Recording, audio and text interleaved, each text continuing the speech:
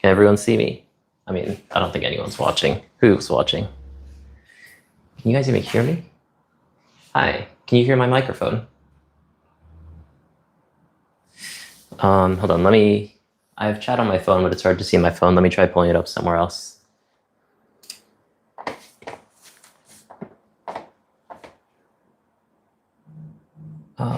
Hello. Can anyone hear me? Can I hear myself?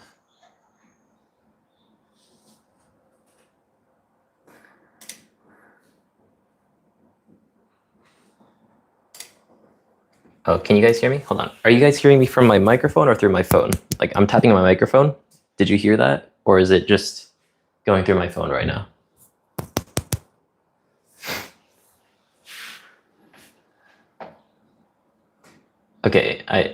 Okay, great. Okay, perfect. That's amazing. I won't tap my mic anymore. So sorry for headphone users. Thank you very much. Okay. I have my chat really big on the screen, but it's a little bit far away. Actually, I need to be able to see my screen too, don't I? Just to make sure that everything's in frame. Okay. Oh, actually, the stream has quite a bit of delay, doesn't it?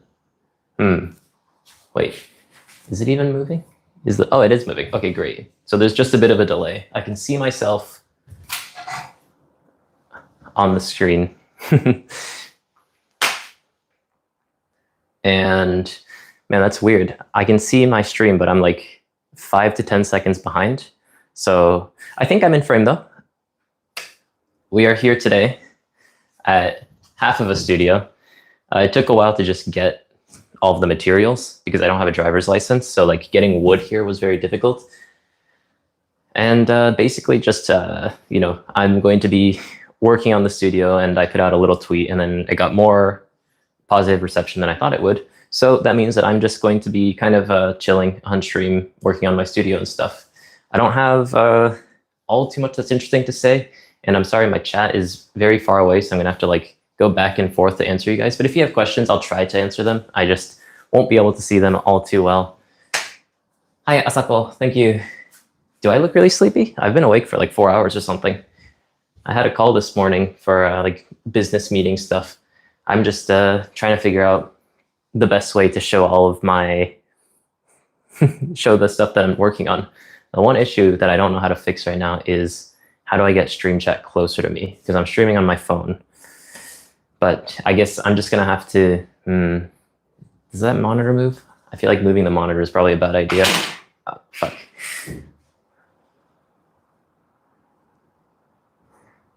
So the wood is 182 centimeters, 1280 millimeters. So you can get a sense for how tall I am based on that. I'm 174, which is, I believe, the same height as Luffy, funnily enough. Okay. Yeah. Yeah, I mean, I guess I could invert my camera so I could see chat a little bit better. Maybe I do that, but I'm just worried that the stream quality might go down a little bit. Let me try doing that, I guess. And then, sorry guys. Please turn upside down. Hello. Oh my God, it's a disaster. Are we good? Okay. And can I see? Okay, I can see chat a little bit better. So that might be the better option here. Hi, Beyblade. Thank you for tuning in from Texas. I think this is usually a better time than when I usually stream because it's usually like a terrible time for NA folk. So I hope that you guys are enjoying. Let me optimize my camera setup a little bit better here. That should be good.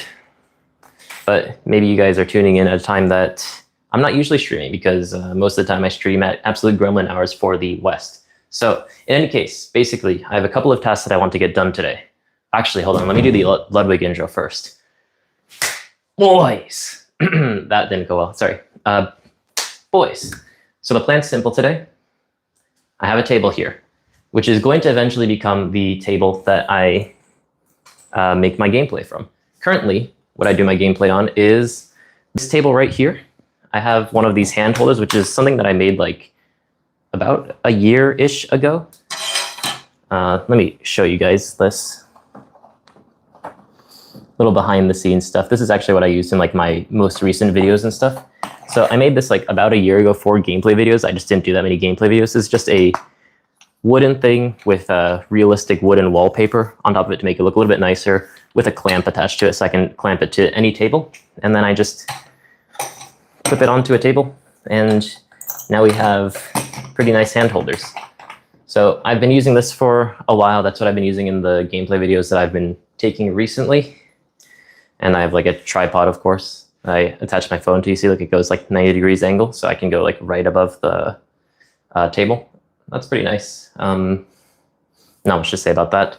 But this is the table that I eventually want to use for gameplay. As you can see, I put the gameplay, or the playmat here. This playmat, by the way, beautiful playmat from Sleep Chief, who's actually, I want to get my face in that, hold on. This is a collaboration piece for people who do not know. I designed this playmat with the artists at Sleep Chief. I basically told them like, do this, do that, do this, do that. And then they basically obliged to what I wanted them to do. I told them like, I'm trying to remember, like this center element was completely different in the beginning. We didn't have these lines. I should probably get the saw off the playmat. These sides used to be basically symmetrical as well, but basically I made it so that these are themed. It's kind of hard to see on the camera, but I mean, you could look at any one of my gameplay videos and see, I guess I only have one on the channel right now. One more is coming out tonight, by the way, on Red Green Luffy. But one side is themed after spring. This is the fox side, you know, so there's lots of flowers. I also hid in a couple of details, like there's the flower from Nier Automata, and Nier Gestalt, I guess, but you know, Automata is the more popular one. But I have the lunar tear from Nier in there hidden, and they didn't catch me, so that's in there.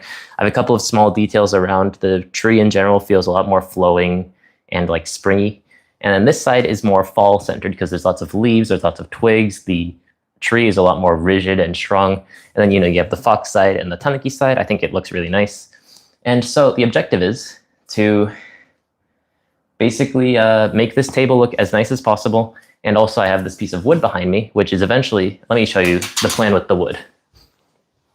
So thank you for the 75 people who've tuned in just to watch me yap about wood a little bit. Not the sort of One Piece card game stream that you guys are here for, I imagine, but I mean, and I can whip out some cards if I ever wanted to. So the wood here. Now there's a couple of lines, as I hope that you can see. And basically, I haven't decided on the lines completely. I'll probably mess around with them a bit more. But once I decide exactly where I want these lines to go, I'm going to cut them. And so what's going to end up happening is, I hope you can see, which I think you can, once these are all connected and stuff, the line makes sort of like a wave pattern that goes around the studio. And so once I have this wave pattern cut out, I'm going to have a wall, which is just going to be wood. And then so, you know, not much to do with that yet. You didn't see that. Okay, how many people are watching? 67? Okay, 8 people dropped off. But once this is cut out, there's going to be a second wall behind this, and that's where we're going to put a green wall. So I have a couple of these. You see, I'm really playing into the nature aspect here. So I have a couple of these that connect together, and it goes behind to this wall.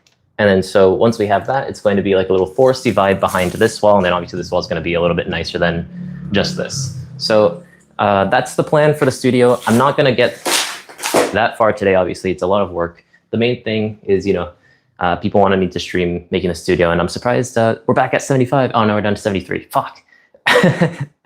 But I'm just going to be working on stuff, and you know, as long as I can become a little bit of background noise, hopefully answer a couple of questions here and there, then I think that would be great. Because the first thing that I want to get done is part of this table. So what's the best way to showcase this? I'll figure that out as I go, I guess. But yeah, I mean, just a yap stream because people wanted it. That's the main thing that we're here for today. So nothing all too special, but I really appreciate the people who came here, despite the fact that it's completely unrelated to One Piece. Now, where's my markers? Okay.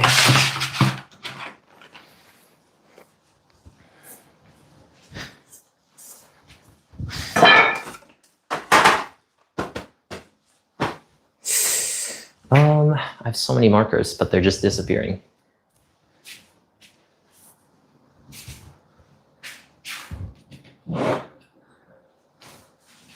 Ah, found one. Okay. Actually, should I use a marker? I feel like I should use a pen if I can find one. Ah, no, it's fine. That's fine. I can just sand it. Okay. This is definitely much better setup. I think this all works. Okay. Green Shanks player. I mean, the deck looks very good. If it ends up being the best deck, you know, I guess that's what I end up playing, but I hope not. It's a nice playmat though. I think just in general, it's a generic playmat, which is perfect for the new One Piece rules where you can't buy or sell things that are One Piece card games adjacent IP. It's a very nice mat. But basically what ended up happening here is I've already done a little bit of work here, as you can see from the fact that there's a bit of an angle on this. And the issue is that I did it with a jigsaw, and mainly because I was cutting costs and I didn't want to get a circular saw. But because I did it with a jigsaw, unfortunately I don't have my like nice power tools that I had at my old job. This is very uneven. And I was thinking about how to fix that best. And I realized that instead of trying to do this with any fancy sort of power tools and stuff, I think I'm just gonna do this the old-fashioned way with a chisel, which is going to take quite a while. It's not going to be very interesting content, I imagine, but you know, that's just most construction work is just kind of chilling. So if you guys would like to take this time to chill with me, I'm not going to do the chisel yet. I need to draw the line first. Then, you know, I'll answer any questions as they pop in. If you guys have anything in general, just I hope that I can become nice background noise. I hope that the comments are popping up on the screen because I'm not. It would also be sad if I pop up the thing and it seems like that's weird. Okay, I think the chat's coming up now. Okay, I don't know why sometimes the chat wasn't popping up.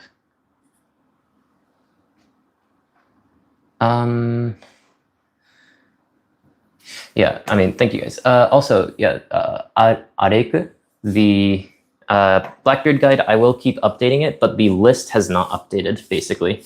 I still enjoy the list that I'm using.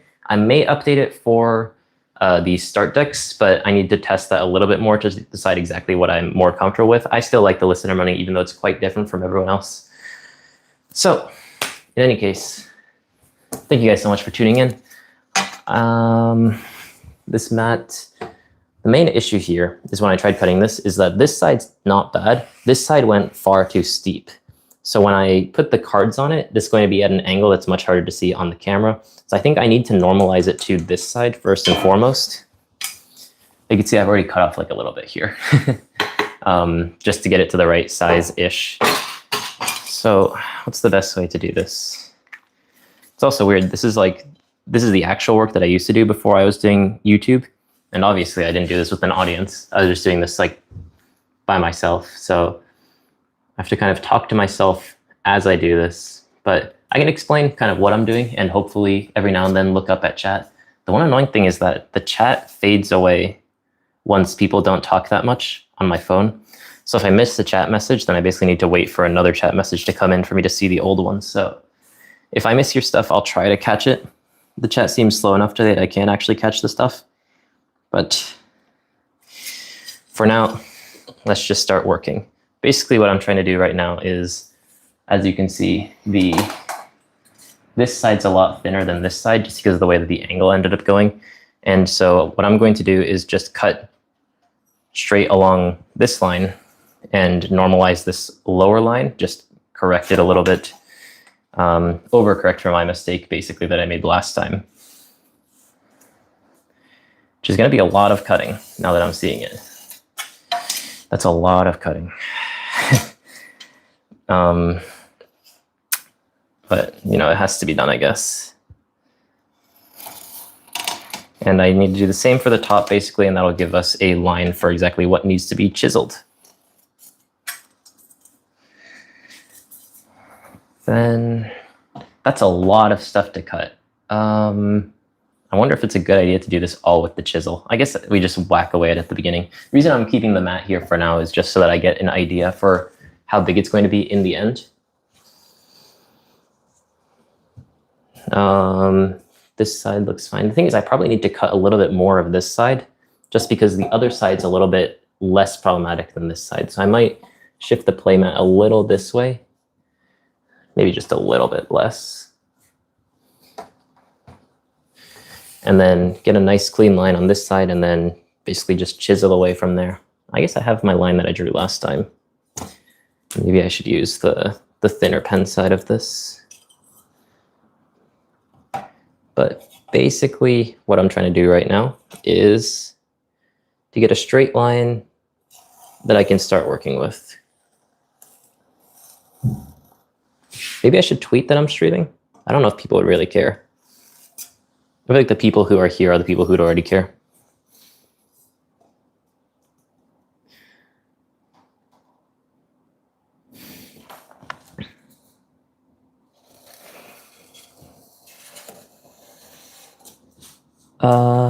Is that a good line? It's hard to tell. It's really hard to tell. It's probably even harder for you guys to tell. And I think my pen's already fucked up. Fuck. Okay, in any case, we have that. I need to get my hammer. 1 second, guys.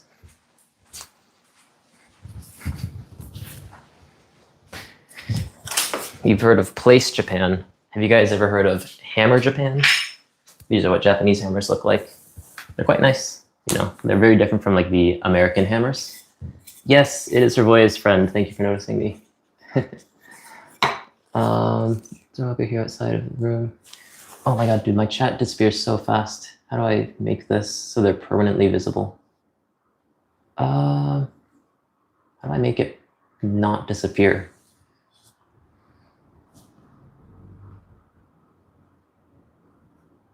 Here outside the room, not just making a recording. Yeah, I think one of the issues right now with the room is that like there's nothing in it, so it's very echoey.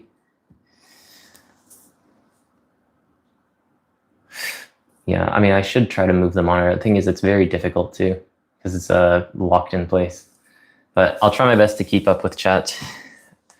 I think once I get more stuff in the room, it'll just, in general, become a lot less echoey. So that'll be a nice thing. But, you know, for now, I'm just kind of dealing with what I have. And I understand that my mic's probably not going to be great quality. But this is just a very sudden stream. So, you know, I'm trying to make do with what I have. There's 2 lines here. Which line is correct? What the hell?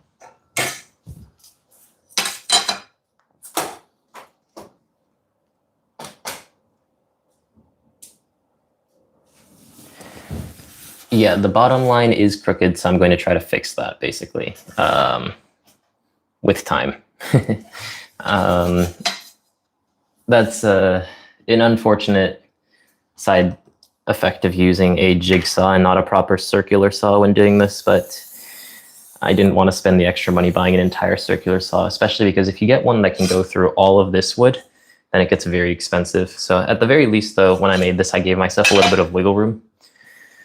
And basically, we just need to try our best to make it work. I hope that this is good, though, because I just got this like at a random hour equivalent of Home Depot, essentially. It might be a little bit loud, isn't it? Okay.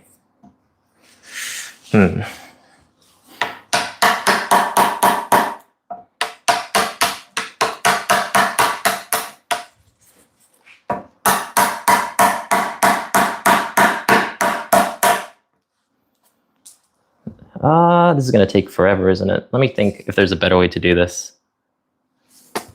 Any woodworkers in the chat?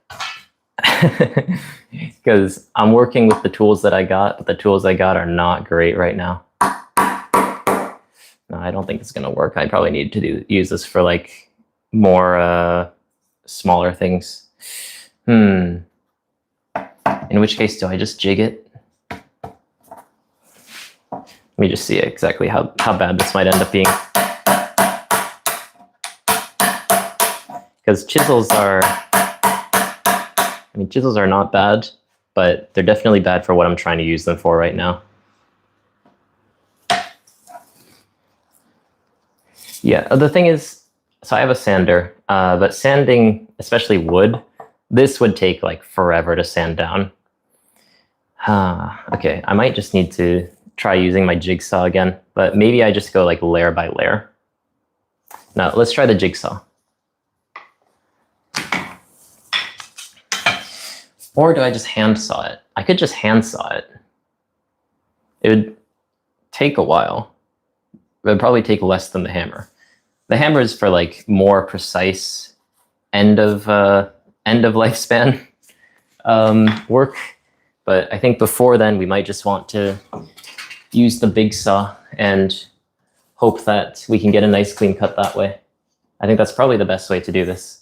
So we just need to get that first cut as clean as possible and then work from there.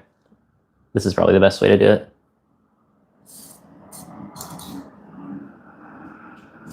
Man, I wish I had my full suite of power tools.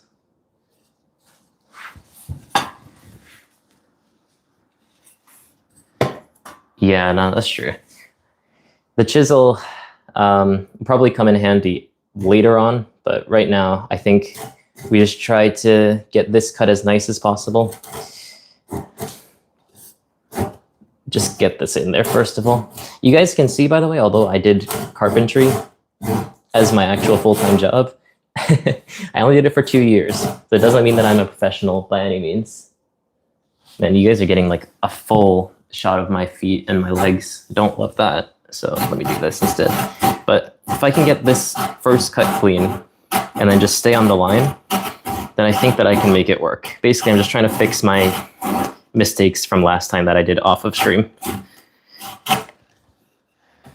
Oof.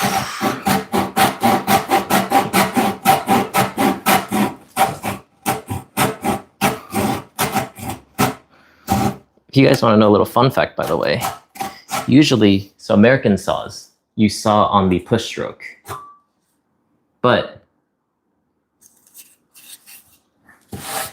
no, I've cut myself way too many times. I don't care anymore. But American saws, you cut on the push stroke, right? You know, you use gravity to your advantage. Japanese saws, you don't do that. Japanese saws are serrated in the other direction, which means that you cut on the pull stroke for Japanese saws. So the way that I'm supposed to do this, once I get this first cut through down to the bottom, I'm going to change my position. But basically you hold it with 2 hands and you just keep pulling into yourself instead of pushing.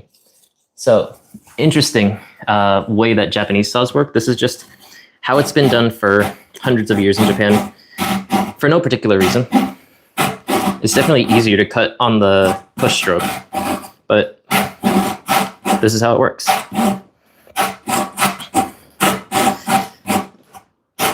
Okay, we've gotten to the bottom, and then now we just need to try our best, basically, to stay on track. The issue is I can't see this side, though, can I?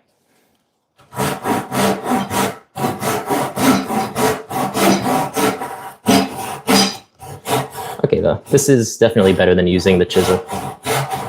I don't know what I was thinking with the chisel. Can I get on top of this box? I should be able to, right? This is fine, right? Hey guys.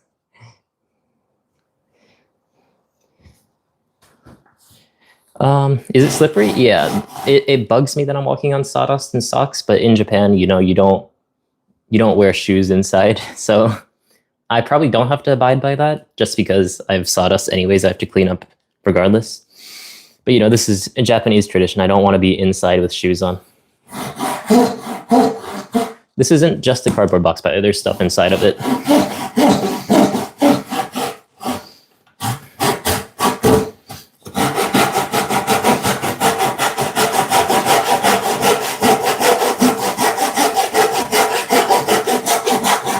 I'm sure this is the One Piece card game content that you guys came for.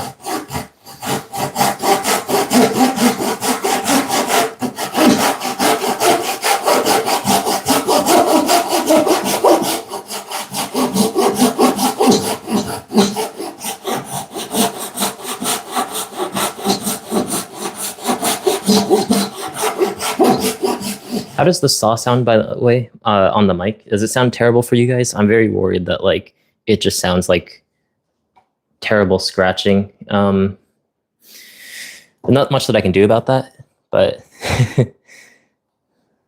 it's fine. Sounds great. Okay, I'm glad then. Then I will just keep doing my wood cutting ASMR. It does look like we're starting to veer off path though. Let me see if I can course correct that a little bit.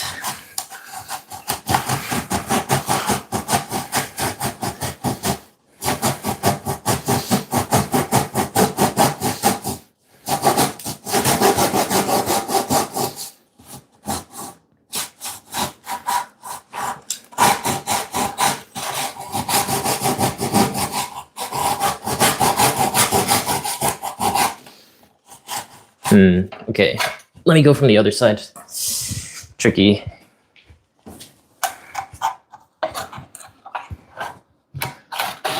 This is better than watching Enel versus Nami. I mean, that's not saying all too much. Is it better than watching... What's a good mirror? That's a good question. I wonder what a good mirror is in the One Piece card game. We haven't really had that many recently. What would you think is a good mirror, chat? All 95 of you. At least what's the, actually I guess follow-up question, what's the most fun that you've ever had in One Piece, whether it's a set or a deck? Which deck makes you feel alive when you're playing the One Piece card game?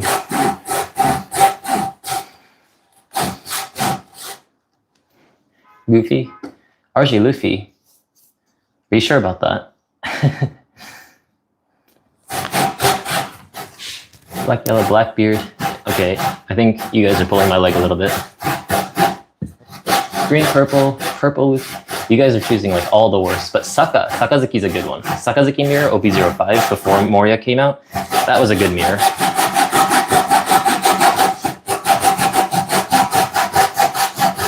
Moria. UP's interesting.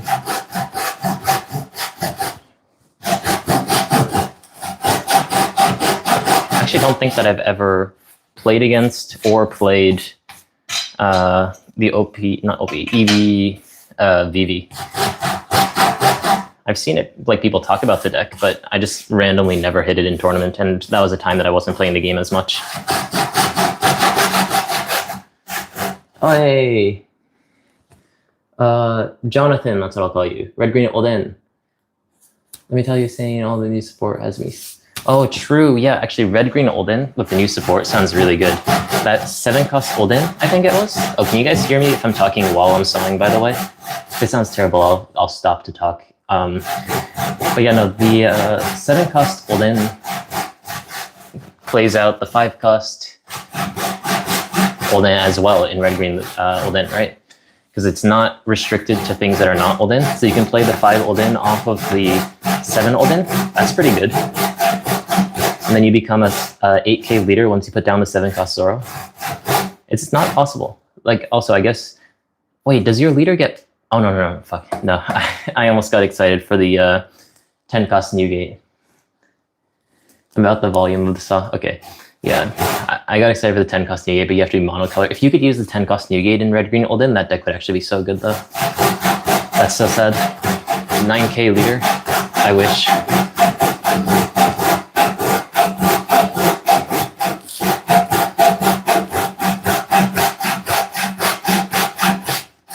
Gunko leader? Gunko leader, I hope so.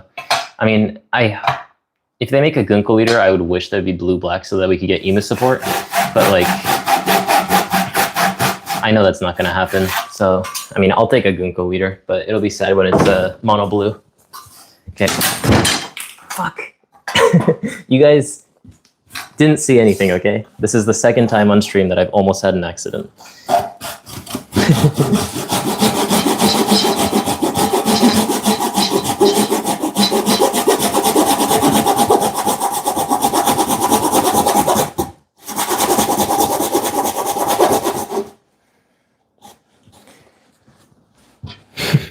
I'm fine. Don't worry, guys.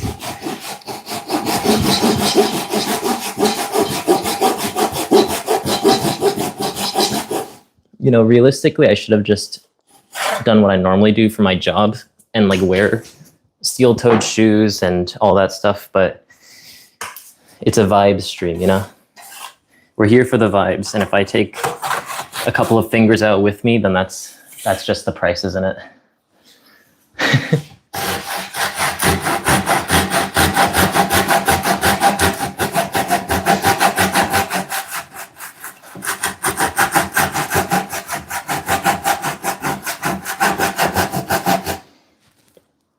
Move that here.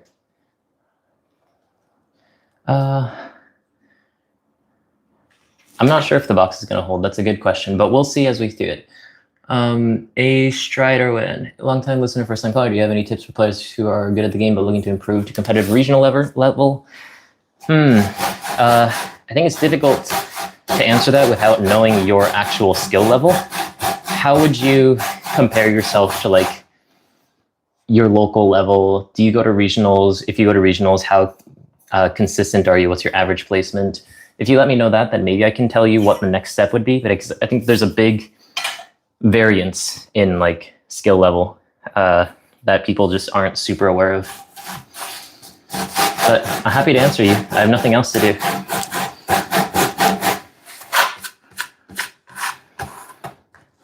I hope this is going to be a nice cut. Maybe hold on. Let's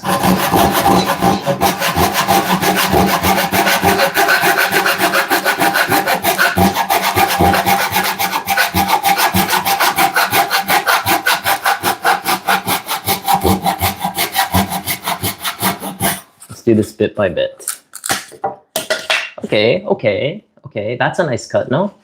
We're getting there, and then we just sand it down after that and whatnot. It's much better than I thought it would be. Okay, I'm glad that we were able to check that. Let me see if I would. Sorry, I did miss a couple. Am I in construction? I used to. Sorry. Yeah, I used to be a construction worker before I decided to commit to YouTube. I think.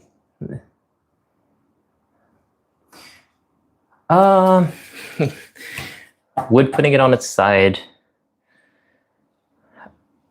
I could try that. The main thing is I don't have a great place to prop it up. So I'm not exactly sure what the best way to go about this is. Oh, no, even when I was doing this as like an actual job, I've never used gloves. I have like, the thing is gloves have like, I have a irritable skin, so when I put on gloves, then my hands get really red and whatnot, which is pretty annoying for sure. Let me see. You frequently win at locals, not many regionals and OCE. Oh, you're OCE. I see. Okay, that makes sense. So like, you do well in locals, but you haven't really been able to. I could try propping up the box. The main thing is I think this would slip up. Let's try doing that. It's really heavy.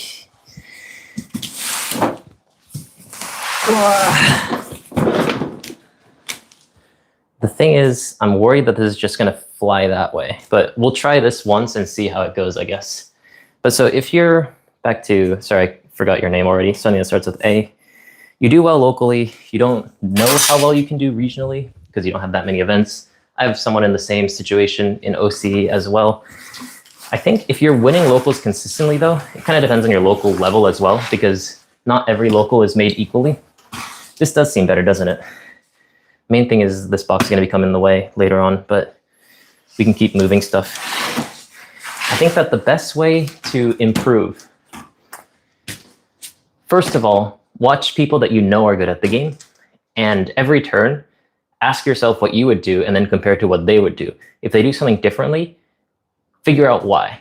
Think about what they may have been going through. Don't just immediately assume that it's wrong, even though sometimes it might be, and then vice versa. Don't always assume that they're right. So the most important thing is to just think critically of every play. It's easier to critique other people's play than your play because it's hard to see your own play without recording it. When I do my videos, obviously I have to watch over my play, and that helps a lot. Just being able to check over what you're doing and see what ended up being the correct decision. Did making this decision here mean anything down the line 4 turns from now? Those are the sort of things you actually have to understand and think about when you actually want to become better. And if you have a reason for every play that you make, doesn't matter if it's always right, as long as you have a reason, then you'll get better, basically.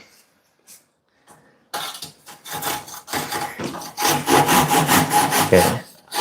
I'm seeing comments every now and then, so I'm sorry if I miss a couple.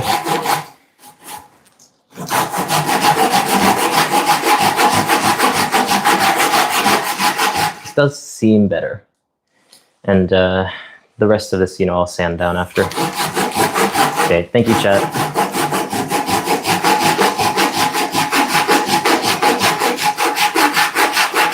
So, when's everyone watching? Everyone having a nice day?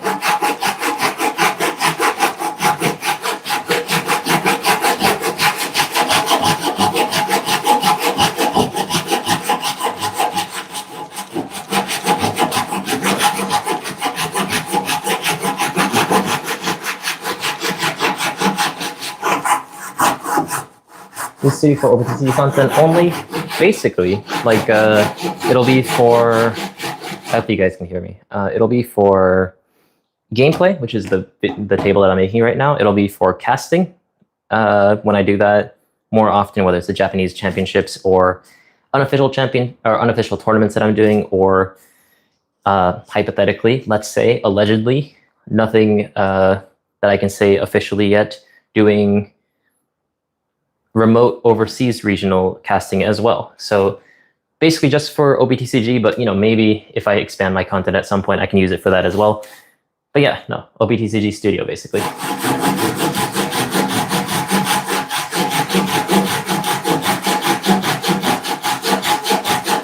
Yeah, I appreciate you guys checking out the All Blue. All Blue doesn't get that many views compared to like my usual content and whatnot, because it is a lot more high level. But I want to keep doing the All Blue just because there's a severe lack of high-level content in the One Piece space.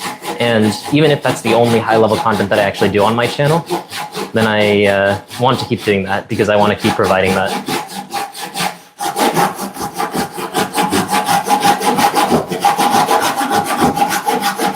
Yeah, I don't think I'll do like that much super high level content for my channel aside from the All Blue, just because I don't think that I'm qualified to talk on things. Because I basically, what I do every set is I basically choose one deck to dedicate my life to, and I'll only play that deck. Whereas like Urvoya and Jonas, they'll play every single deck. So like they're much more qualified to talk about the meta as a whole, which is why I do that on the All Blue. But on my own, I kind of just like, I have an understanding for every deck. I know how to play every deck. But like deep understanding of how every single matchup works, I can only do for like one deck at a time, basically.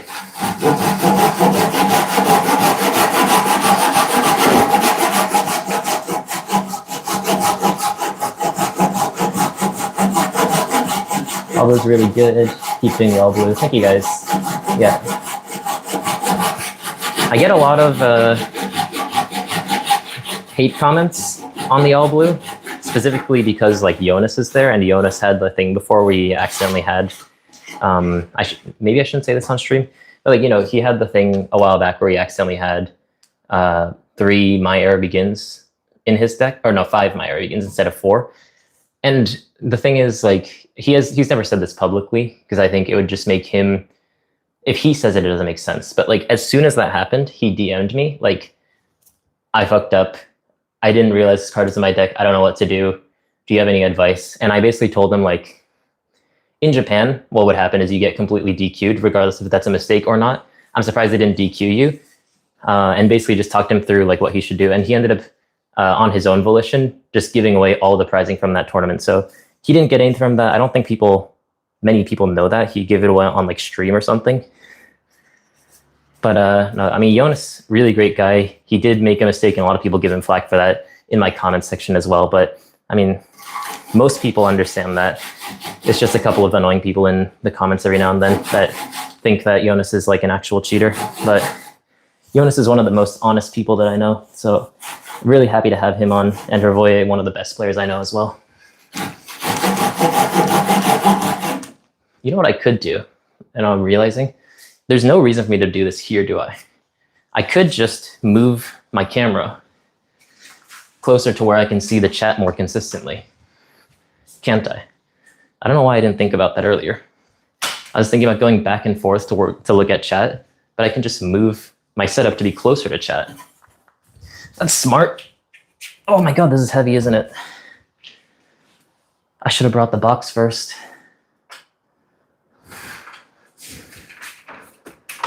How does it feel to be unemployed? I mean, so my last job, I really screwed myself over here, didn't I? As a carpenter, I was working 996, 9 a.m. to 9 p.m., 6 days a week. So compared to that, it's amazing. Like, unemployed, being able to make YouTube videos on my own time and be able to like actually wake up at like 8:30 is so nice. Because every day I basically wake up at 7, get to work for 12 hours, never have the time to go anywhere else, go home, and I have like 2 hours to myself, which I have to choose either to relax because I just did physical hard labor for the past 12 hours, or I have to make videos. So that's why the upload schedule was so infrequent, especially in like the last month, because it was like the final grind before I quit my job. But now that I'm out of that, I took a couple of days to kind of relax. And as you've seen with the upload schedule, it's been a lot more frequent recently. I also have another video that's coming out tonight as well.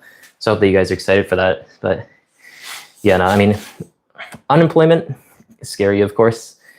But, as long as it works out in the end, then it's all good. Because right now, getting the studio, first of all, let me show you guys. Because it's not a small space,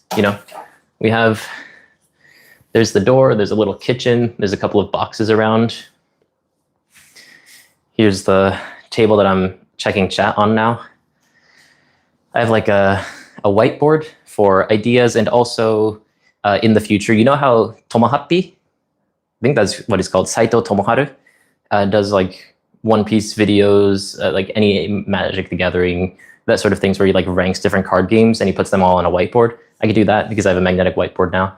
I have the actual studio setup, which we'll work on in a bit. And then all of the cards. Like these cards took a while to sort, but it's basically every single card from every single set, low rarity, or YouTuber. So I need to have all the cards.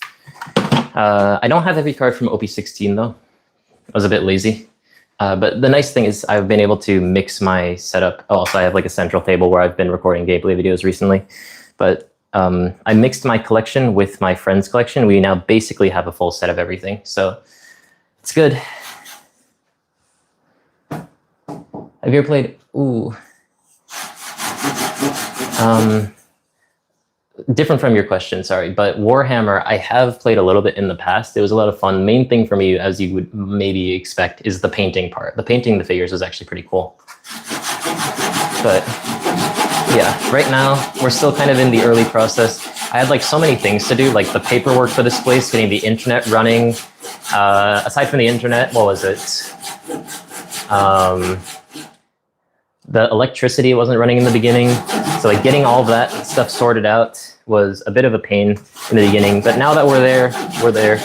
And another thing, by the way, this wood slab I had shipped like halfway across Japan because I found this wood slab when I was working at my old job, and I thought that's such a nice wood slab, I want to bring that home, and I asked if I could bring it home, and after some begging, I was able to get it. Okay, my cut's going a little bit off course, which is not great.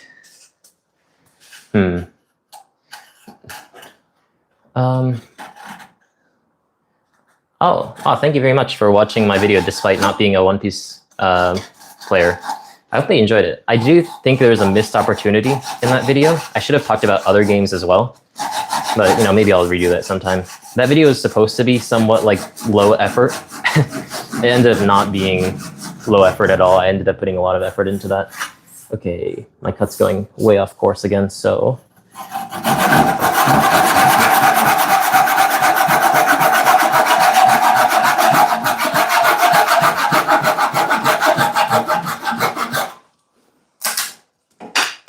Crack that off and reset.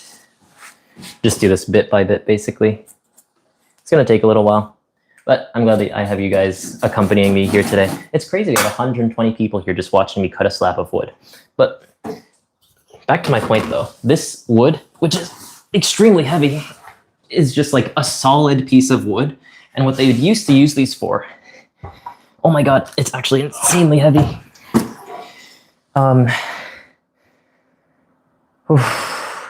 What they used to use these for is for making temples. You know, Japanese temples have like these massive wooden like structure and core and big wooden features and stuff. This is the wood that they use for temples. And the person that I got this from, his dad used to make temples. But dad passed away, so he just has a bunch of wood that he doesn't know anything to do. So he gave me this for free. Which is really nice, because if I were to get this slab of wood in anywhere in Japan, it'd probably cost like $1,000. The main thing is just getting it from Kyoto all the way up to Tokyo was not easy. I had to ship it, and there's only like one company that was willing to ship something this big and heavy. But we got it. We got it in the end. That's all that matters.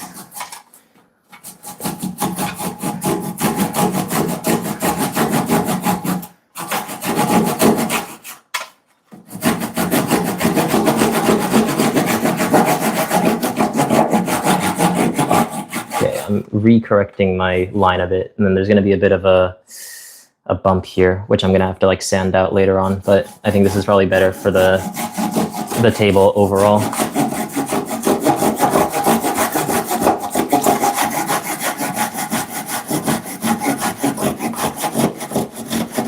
Yeah, it is temple grade. I mean, it's literally temple grade. So like once I cut this, get it into shape, because this is going to be the hand holder. That's why it's slanted and stuff. So let me get a card for you guys. Here's a banklei.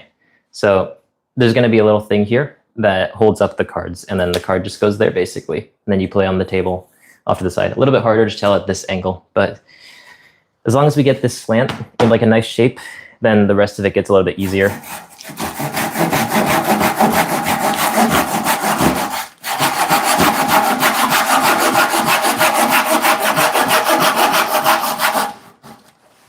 Oh, also the guy before who was watching said that he didn't play One Piece TCG. Crazy that you don't watch One Piece, but you watch my stage video and now you're in my stream watching me build a table. This must be really wild for you, especially if you don't have like the precedent that of the usual stuff that I do on my channel. Just a random Asian guy who's using temple grade wood and really sucking at using a saw, it seems, because it's just not cutting very well. Trying his best.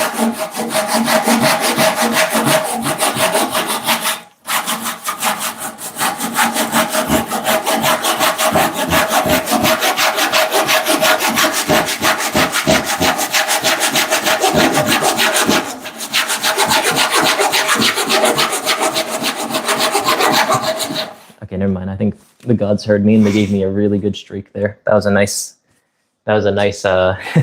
series of cuts. I got through a pretty decent percentage there. Thoughts on new Big Mom support? It looks cringe. I'm worried about time rules. That's my main thing. I don't think that it's going to be strong. I'm more worried about people just running the clock by just infinitely healing with that deck. I'll do the chisels after.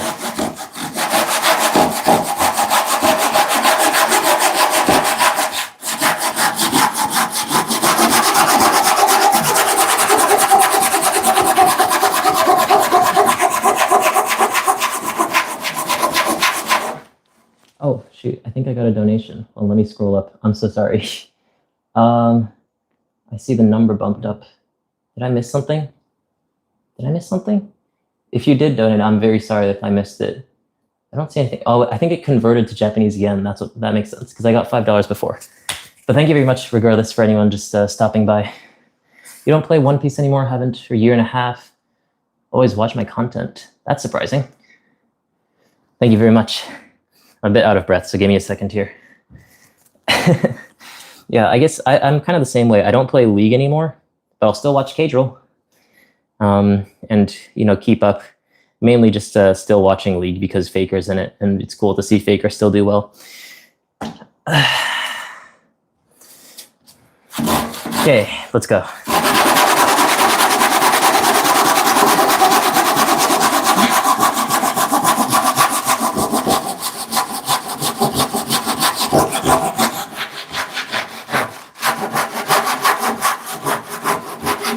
Cool to see me doing woodworking. Yeah. Do I accept? Oh, hold on. Sorry.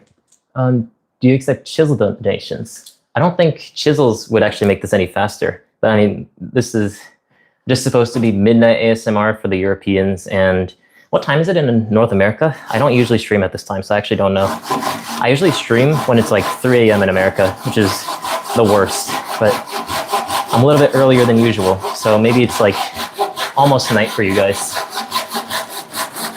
11 p.m. Hey, okay, so this is like bedtime ASMR wood cutting stream. A lot of 11 p.m.ers. 11 p.m. is East Coast, so that means like New York-ish.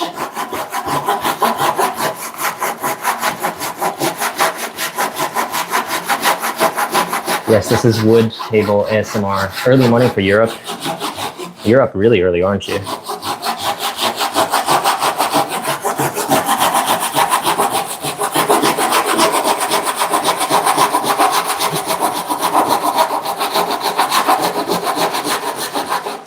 Okay, we're getting a good streak here. Shout out to the person who told me to stand this up. The only thing that's getting destroyed is my back right now, bending over to do this. New York, Boston. You know, the funny thing is, I don't keep this a secret at all. I even like mentioned it in the podcast before because I have an American passport and I have a very clearly American accent. You'd be surprised if anyone in Japan was speaking English in the same way that I am. I was born in New York and I lived there until I was 8 years old. But ever since then, I've been in Japan. But, you know, living in New York for a couple of years helped me in the long run, it seems, because, you know, just being able to speak English well, and now you guys are all watching. Because if I was doing some Japanese, I don't know who'd be watching. You know, I'm just sitting here like in Japanese, like, ノコギ大変だな。全然消えねえや、これ. But because that's English, you know, I can chat with you guys.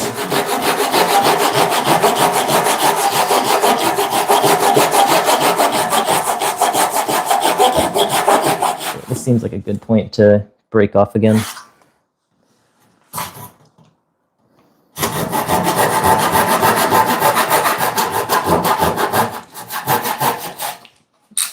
There we go.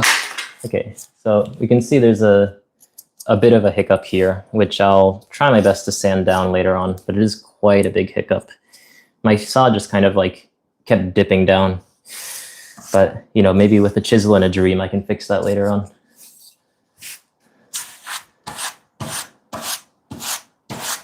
I'm breaking it just to make sure that I'm still doing okay. It also makes it easier for me to like restart instead of having to like get it all the way from here and get it back in. The main thing is just visual progress and to see what sort of problems I have to deal with later on like this. So this is going to suck to deal with, but I mean, we'll deal with it. No, I literally have a saw and a dream right now. In my old job, I would have had like all of the power tools I need, but power tools are expensive. So I'm just trying my best. But I think, you know, with a saw, a chisel, sanding tool, like we should be able to get it done, right? Surely. It doesn't have to be perfect. It just needs to look okay, you know? This isn't like a project for a client. If it was like something that I have to send to people, I have to make it perfect. But because it's just for me to use, you know, just bosh. You know, as long as it works, it works.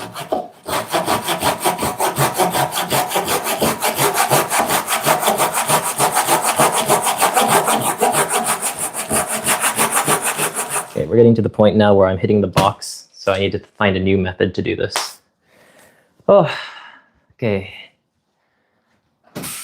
What else do I have to do after this? So after this is going to be a lot of sanding. But after the sanding, I haven't decided yet. I have a couple of things I need to do, but it's kind of just what order do I want to do them in. Hopefully this works.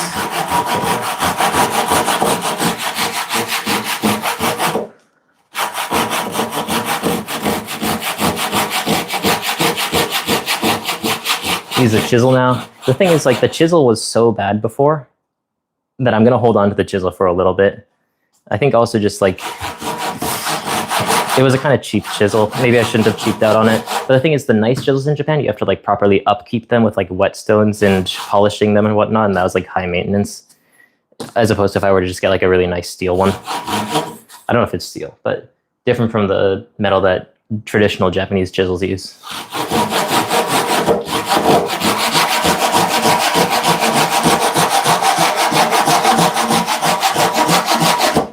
It's okay. We're doing much better than we were at the beginning though, so. Yes, this is a gameplay table. So these are slants where the cards are gonna go.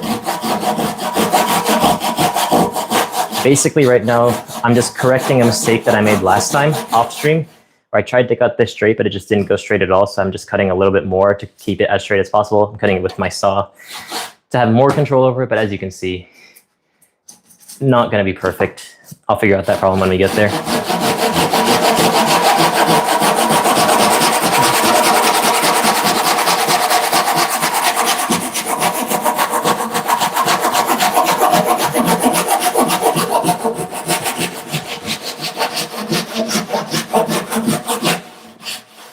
Chisel, it's not called chizuru, it's called nomi. Nomi. I don't know why I was going to show you a chisel like that was going to mean anything in Japanese, but it's called nomi in Japanese, which I don't know why. It doesn't have a kanji, so it's definitely a word from a different language, but I don't know which language. It might have kanji, it might just be a really old kanji.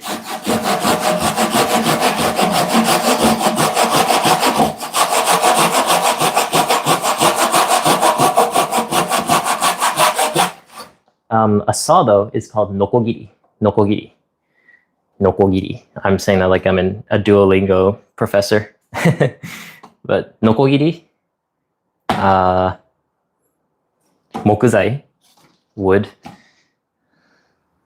nomi, chisel, and then the hammer. What do you know? That's right, hammer.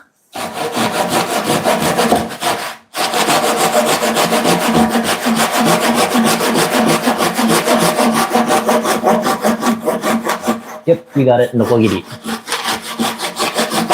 It's like onigiri, but not onigiri.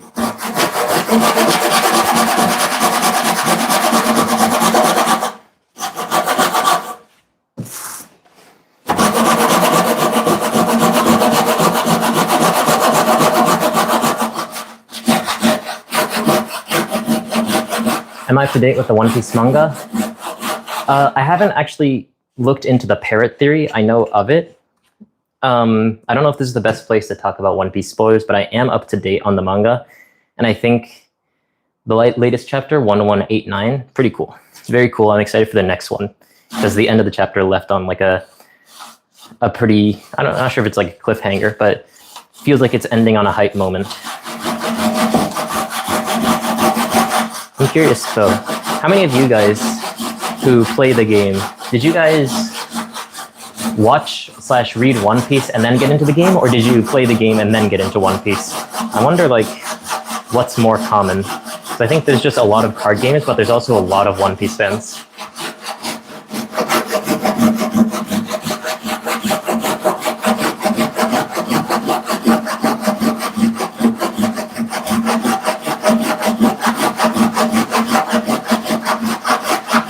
Watched first, that does seem like the most common path.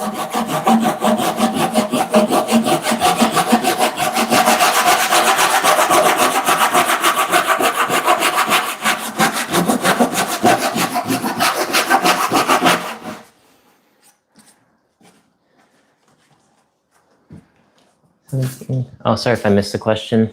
Seems like people are talking about OP17. But yeah, I mean, OP17 we really can't say until we get more cards revealed. Like we haven't even seen one of the leaders yet, so who knows? People are asking for Gunko, people are asking for Rocks. I've seen a lot of Garp. Garp would be cool as well.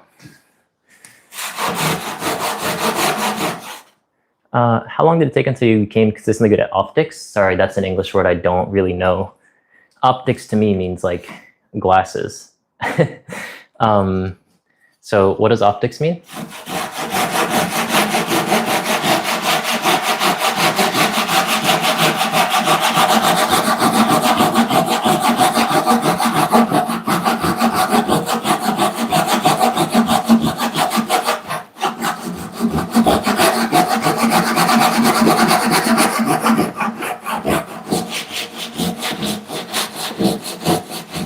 Oh, OPTCG. I don't think I'm good at OPTCG, but the thing that helped me the most when I was improving at OPTCG, because OPTCG was actually my first card game, if you don't include like casually playing Hearthstone back in 2014, it's that I'm in Tokyo. And Tokyo, Japan gets a bad rep for being bad at the game at One Piece, which isn't completely unjustified, but I do think it's overblown to an extent. But playing in Tokyo, there's a lot of really good players that are just like a 30-minute train ride away. So basically what I did at the beginning of One Piece card game, when I was deciding I really wanted to get good, was I went to every single event that I knew good players would be at, and I tried to make connections. This is going to sound like, put on the Sigma grind set music right now.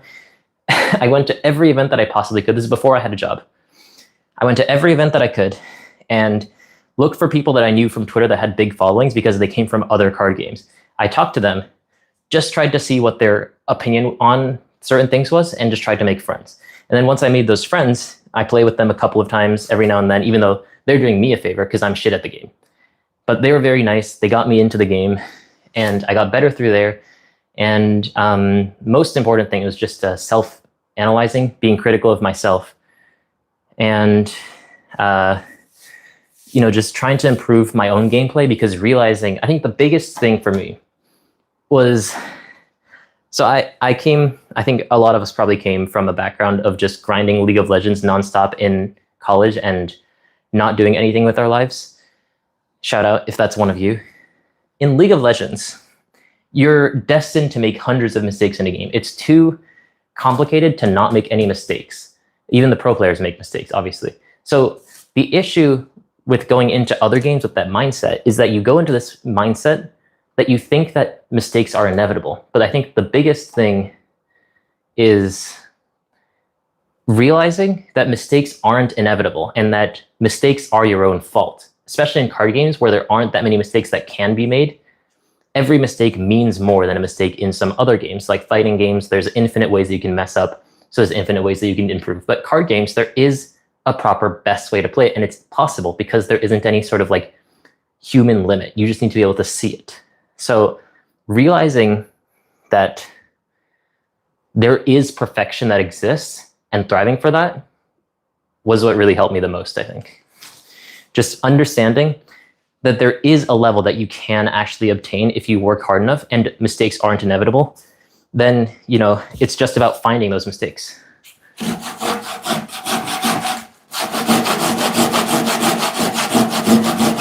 Asia CS finals, do you mean like the Japan finals? Because Japan finals, I believe, is like mid-August. The Asia, like Southeast Asia, I have no idea.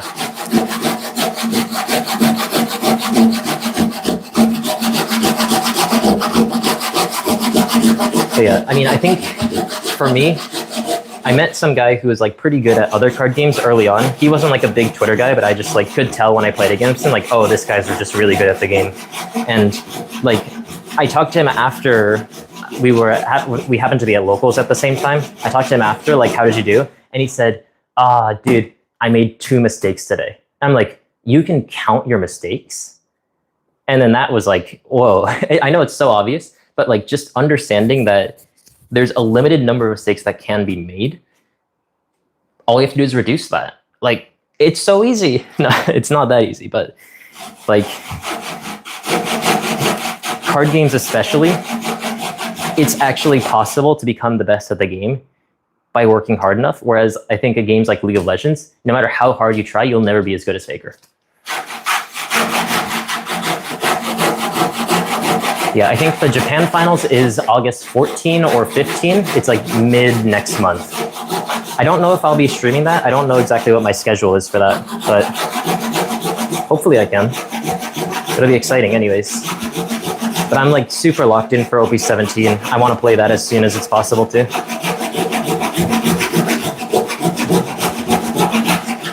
Oh, who here, by the way, is going to be at the Utrecht or Dallas Flame Fruit event? You guys excited for that? Finals or the Flame Fruit or Treasure Cups and whatnot?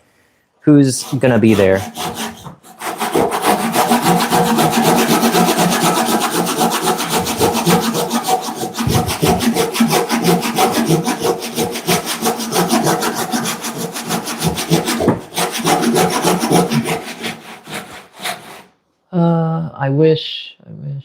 Flanked Fruit as a judge. Dallas. Would you ever be willing to do a video explaining how championship works? You mean like in Japan or overseas? Because I have no knowledge of how the overseas system works, but I do know how the Japanese system works. So I think overseas is like, you go to a regional, you just try to get in as fast as possible. You get top whatever it was, like top 32 or something, then you're qualified for nationals, and then nationals, if you do like top however many they decide for that year, then you go to worlds. And I think it's pretty simple for the overseas system. You just need to be consistently good enough because there's only a couple of nationals. But it's easier than the Japanese version, because the Japanese version, so West is regionals, nationals, worlds. Japan, yeah, specifically Japan, it's also different in Southeast Asia as well, is store qualifiers, regionals, wave 1/2 finals, and that qualifies you for Japan finals. Japan finals qualifies you for worlds. So there's an extra step, and you have to top 4 tournaments in a row because you only have 1 regional per wave. So you have 1 regional per 6 months in Japan. And if you don't top that, then you have to wait until the next year, which also means that we don't have important events every other set, which I think they've been trying to fix recently, just by adding in like more extra grand battles and whatnot. But we really don't have anything except for flagships, basically. So as good as flagships are, unfortunately, that's like all we have. So I would almost prefer the English system just to have more events to be actually working towards, because you're not even guaranteed to get into flagship battles in Japan.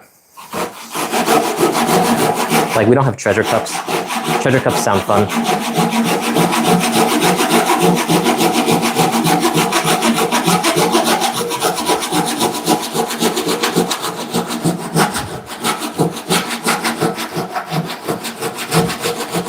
We're almost there, guys. I don't know if I need to do the other side. I'll check it out, but it might not be that bad of a problem.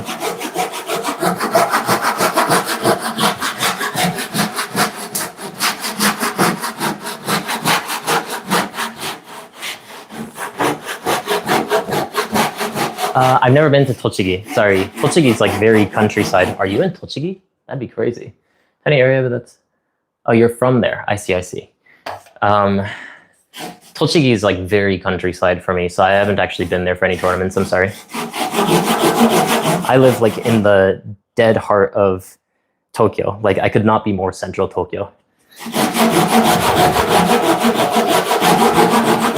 Which is ironic considering that I'm the tree guy and I live in a place where there's very few trees. So, you know, but the convenience is crazy in Tokyo. I can go anywhere that I want to within like 30 minutes.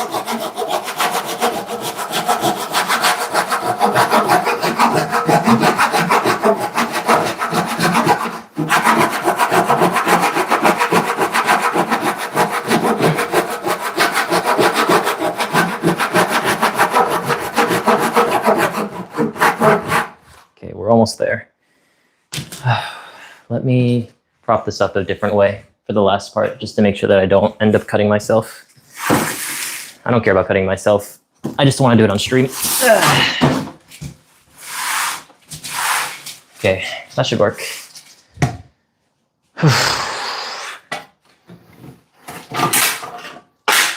That works.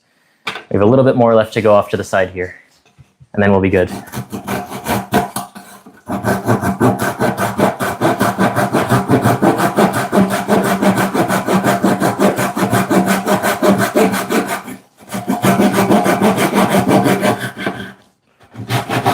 I hope it goes well too. Thank you very much. Areiku. How big was this tree? That's a good question. It's a really good question. Because this is just a cutout of the tree. Like, I didn't cut this out of a tree. These slabs were already built. But, you know, if you want to count the lines, you know, be my guest. It's quite a bit, and it's very thick, so it's very heavy.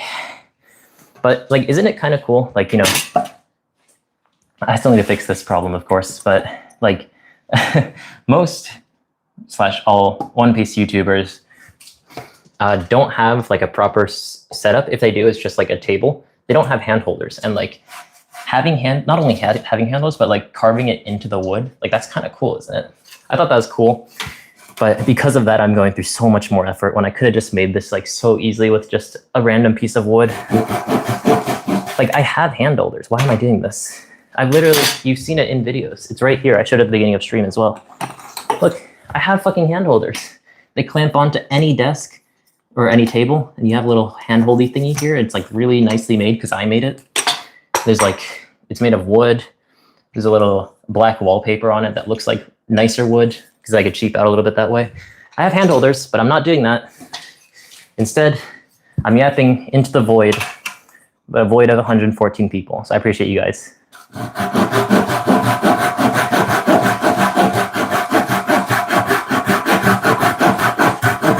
that's true. This is like proper temple wood. Okay, I think this last part's hard to do with a saw. It's time for the chisel, boys. Chisel time, yay. Okay. The issue is, how do I do this in a way that the camera can see? I think you guys just have to stare at my back for a second as I do this. Maybe this works.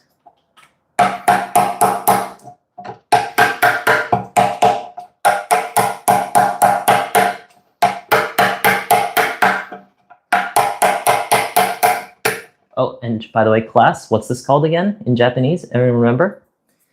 I'm going to be your Duolingo teacher for today. Anyone remember what this is called in Japanese?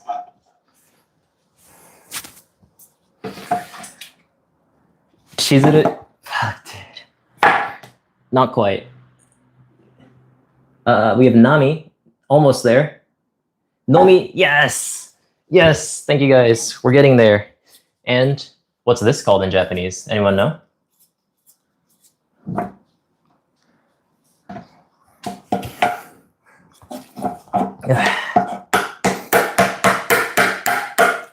Hammer, yes!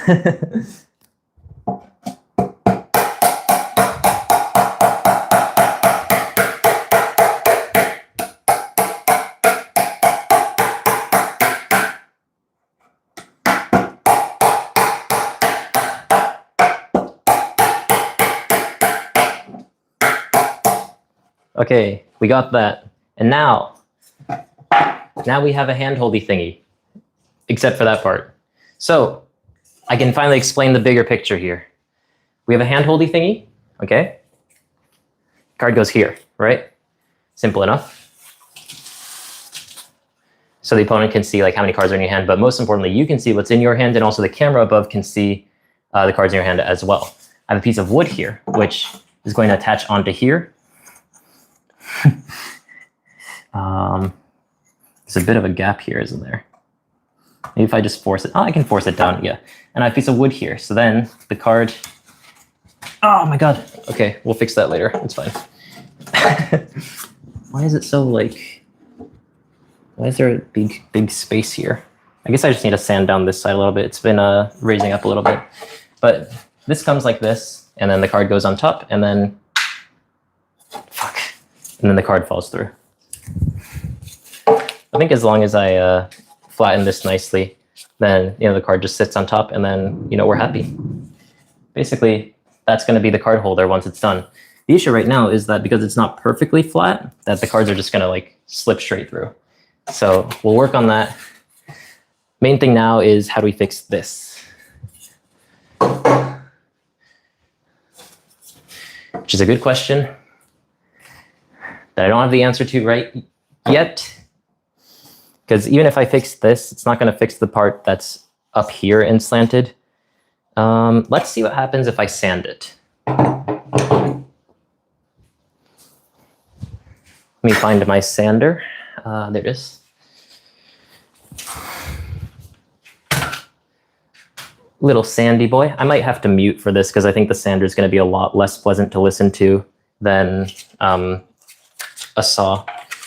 But I need a higher grit sandpaper for this. This is like a 2,000 yen sander I found on Amazon. 2,000 yen's like, how many dollars? Like less than 15.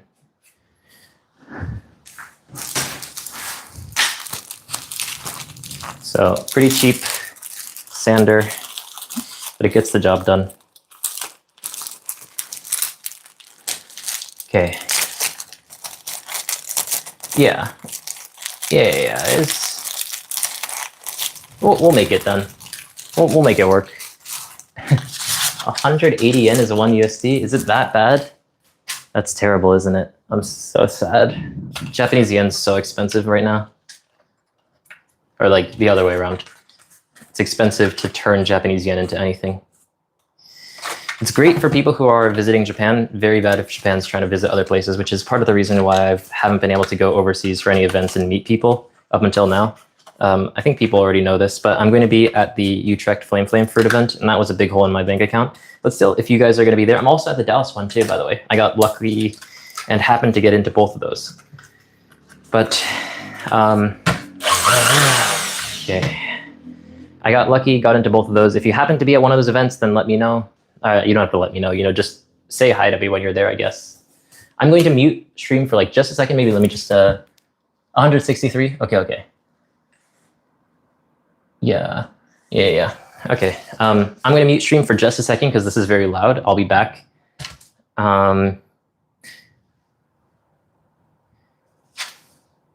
Let's try it maybe. And then I'll keep an eye on chat. Be honest, if it sounds bad, I will mute it, okay? If it just sounds like actual garbage, just let me know. And I'll mute it, but if not, then I'll just keep doing this, I guess. Because I think a muted stream also sounds pretty boring. So.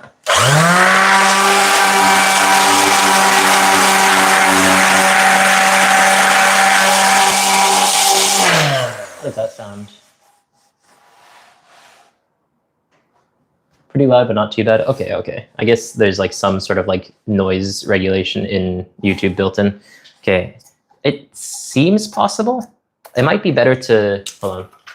What might make more sense is to, first of all, just chip away at this hard edge with a chisel.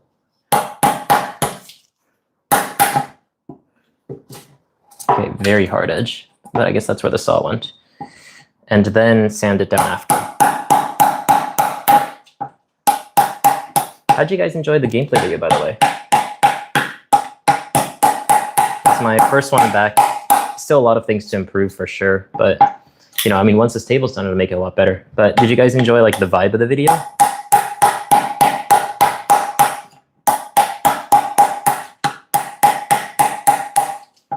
It was good.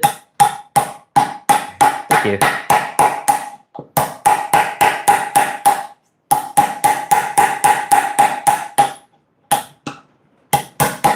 Okay, this isn't a great chisel, unfortunately, but it might also just be that this wood's like insanely hard because this is like not the usual wood that you use in construction because this is so expensive. If I were to get this normally, it'd be like over $1,000 because it's just a little slab of wood. Usually when you get wood for houses and stuff, it's like very thin sheets that are like glued together to make sturdy boards because the like, what are these called in English? The lines on wood? They're called suji in Japanese. Grain, I think grain. They like alternate the grains so that it's, oh my God, it's raining so hard. So that it's more sturdy. But if you just have like a big slab of wood, you don't have to worry about that all too much. It's raining so hard right now. I don't know how I'm gonna get home. Well, I guess I'm gonna be here until the rain subsides at the very least then. Let's keep working on this. Maybe flip over the thing.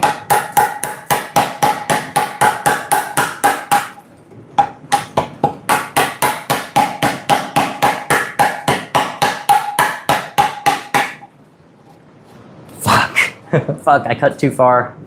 Oh, it's so cooked. Oh no, actually this part gets covered though by the piece of wood, so we're not bad. We're not out.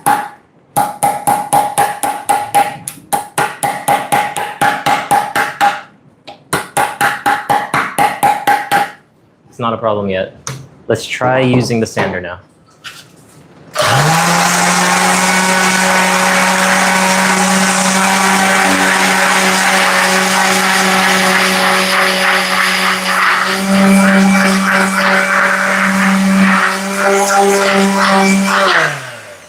It does something, but not quite that much.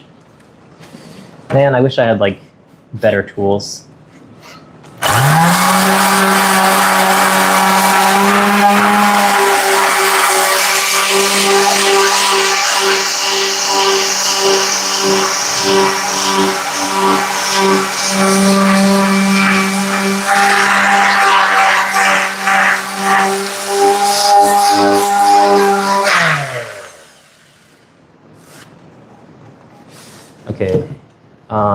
what's a better solution here?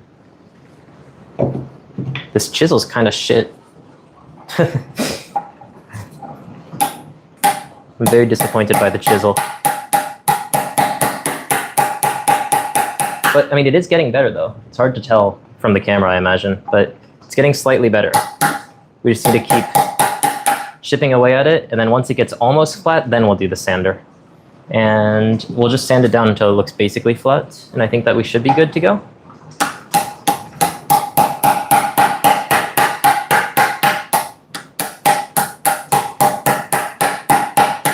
Yeah, it does look smoother, doesn't it?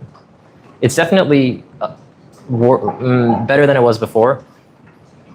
So we're getting there. We're getting there.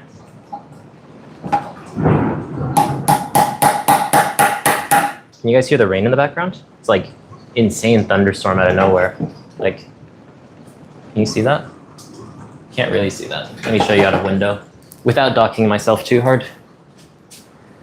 It's like, well, you can't see anything. What the hell? It's like magic.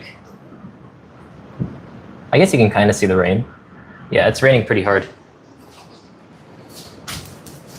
You can see it a bit better from that window, but there's my computer over there, so it's harder to bring the phone over there. Okay.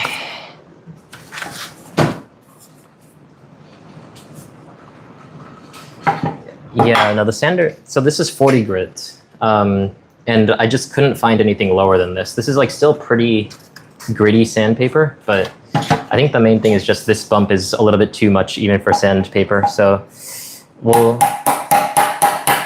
get it as smooth as we can with the chisel, and then from there we'll do the rest with the sander. But it's getting there.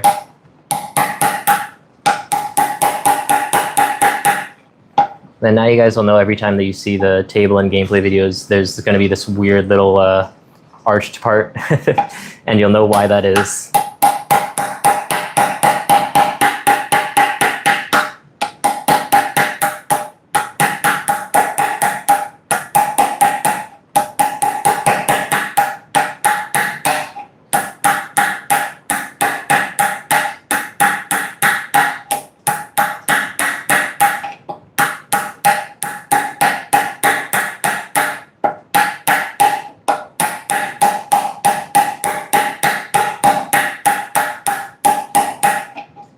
Okay, we're getting there, right? That looks better. At least from your perspective, it looks good. From my perspective, it doesn't look that great, but we're almost there. And I think once we figure that out, we just need to kind of smooth out the rest of this so it's less noticeable. But we're almost there.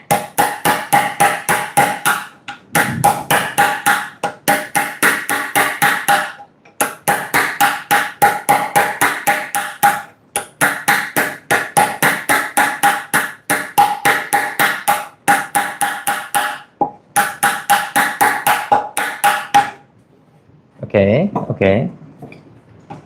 I'm like reassuring myself.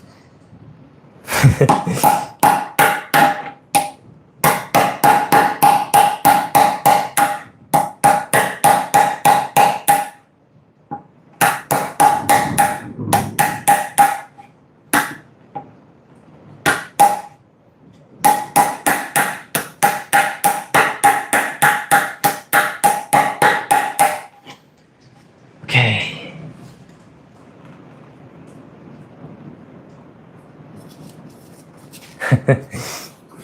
Yeah, I mean, if you guys want to, every time there's a gameplay video, point out that there's a little curve on the table.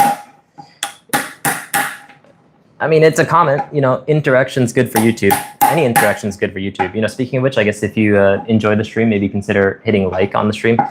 I think it helps. Everyone tells me it helps, but like, YouTube's such a mysterious game, you know? No one really knows how it works.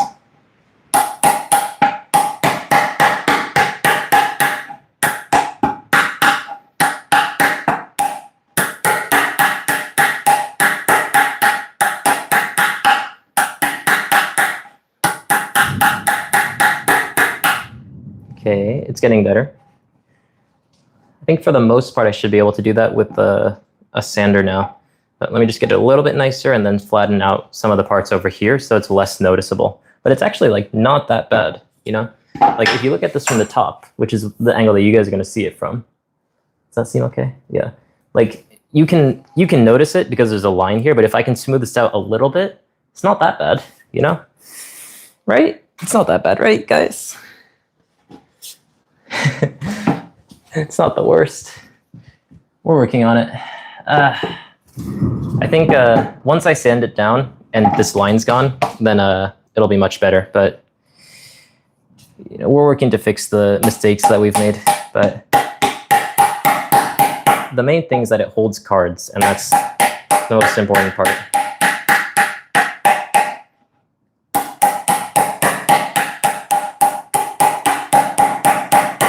I see oof in the comments, and I'm it hurts.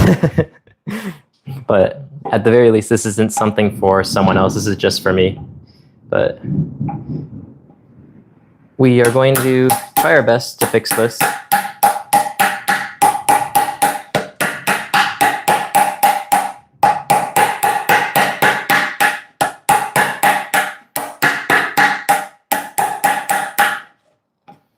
But I think we can get there.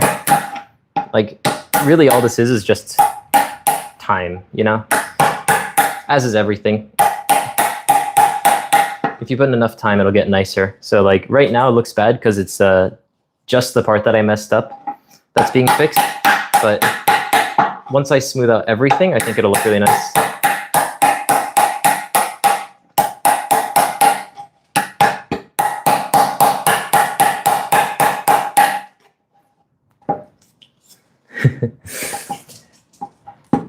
I know it's a desk personality, something. Yeah, I mean, yeah, right? Like, it's not going to be perfect, but as long as it looks kind of cool, that's good enough. Also, the nice thing is, because it's a cloth playmat, technically, oh shoot, I just put sawdust on the computer. I'll fix that.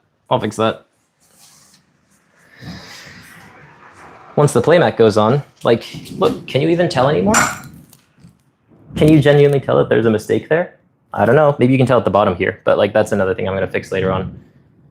Like that looks fine, right? Looks pretty good.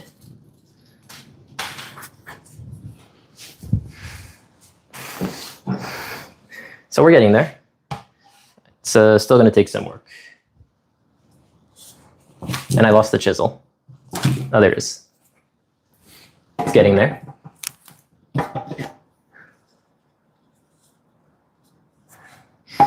All right. I need to remember the questions that I asked because I see no, not really. I'm like, is he dissing me? But I remember I asked, does it look that bad? So I'm imagining that you're saying a good thing.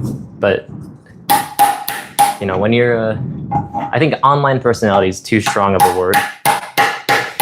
But at least in the One Piece community, slightly more well-known. And means that there's a lot more eyes on the stuff that I do. So I see anything, any mention of my name online, even if it's Kai Cenat, and my heart jumps a beat, I'm like, oh shit, are they talking about me? And then, nope, I'm talking about Kai Cenat, of course. It's interesting though. You know what's funny is that before Kai Cenat existed, everyone mispronounced my name. Everyone would call it Kia for some reason. But now that Kai Cenat exists, like, everyone just knows it's Kai, so it's great.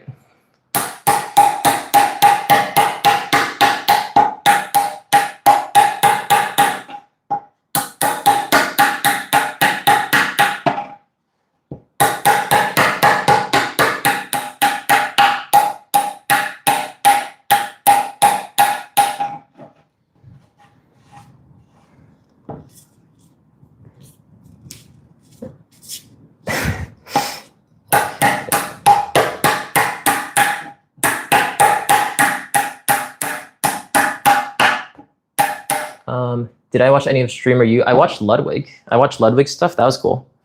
That's it though. I don't really care that much for like other streamers. I think that most of the time they cater for like children, at least maybe the ones that I see online, but obviously that's just going to be inevitable. I know their names though. You know, I know Kai Cenat.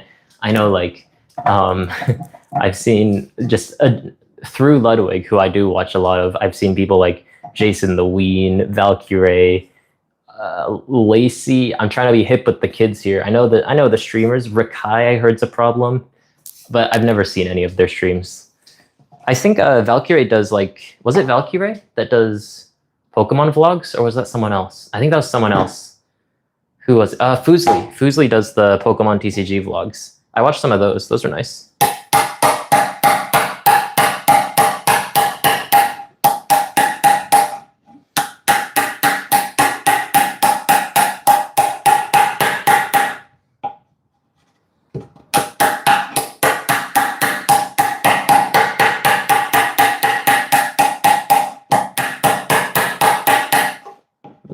What other streamers do you guys enjoy though? I know Oni Pixel. Is that how you spell it? I don't know if it's One or Oni. I know of him. His name rings a bell. I don't remember his face off the top of my head though.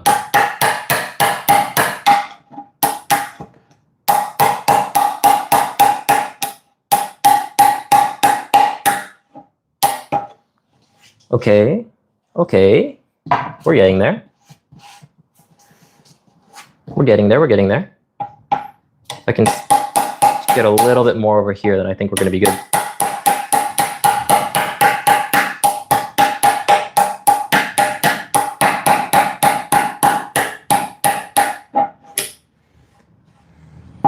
Yeah, no, same. I don't really watch Ultimate streams. Like, I feel like I should if I want to become a better streamer. I think actually Ludwig made a point of that in his Streamer U presentation, which I did properly watch. Like you need to watch streamers if you want to become a good streamer. But like, I don't know how much IRL stuff I'm going to be doing. I do have a stream planned, by the way, where I'm just going to go around Akihabara and like hit the best card shops, basically, which will be nice. I don't know when that is. That should be pretty soon, though. Just because a lot of people ask, like, I'm going to go to Japan. What are the best card shops that I should go to? So I want to make a video through the stream. You know, go to shops through the stream and then turn that into a video, basically, with some proper voiceover and editing and whatnot. Explaining like the best card shops to go to in Akihabara, and then if that goes well, then I'll do it for like other parts of Japan as well. But that's like #1 most asked question to me is where should I go to? I'm going to Japan. So if I can just have that video that I can send people to, then I think that'd be great.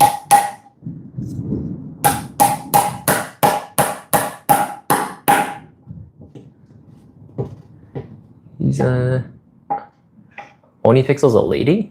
I don't think so. Is that like a meme?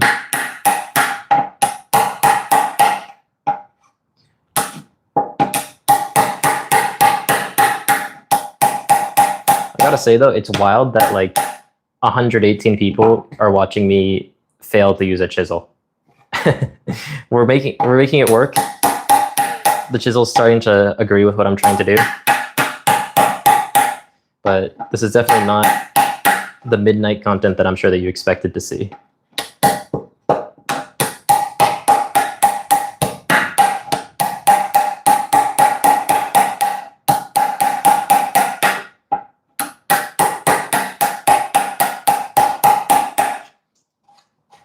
We're getting there. We're getting there. We're getting there. Maybe I can. We're gonna try the sander once again. Okay.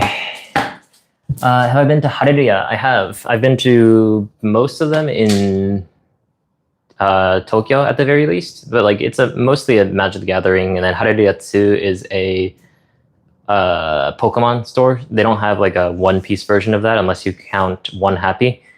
One Happy's okay, but you know One Happy has its problems. That's in Takadama-baba. But yeah, I mean, Saita Tomoharu, very big name. I've met him before. Seems chill. I've been to his studio. Very nice. That'd be something to aspire to. It'd be cool if I could get like a studio like that someday.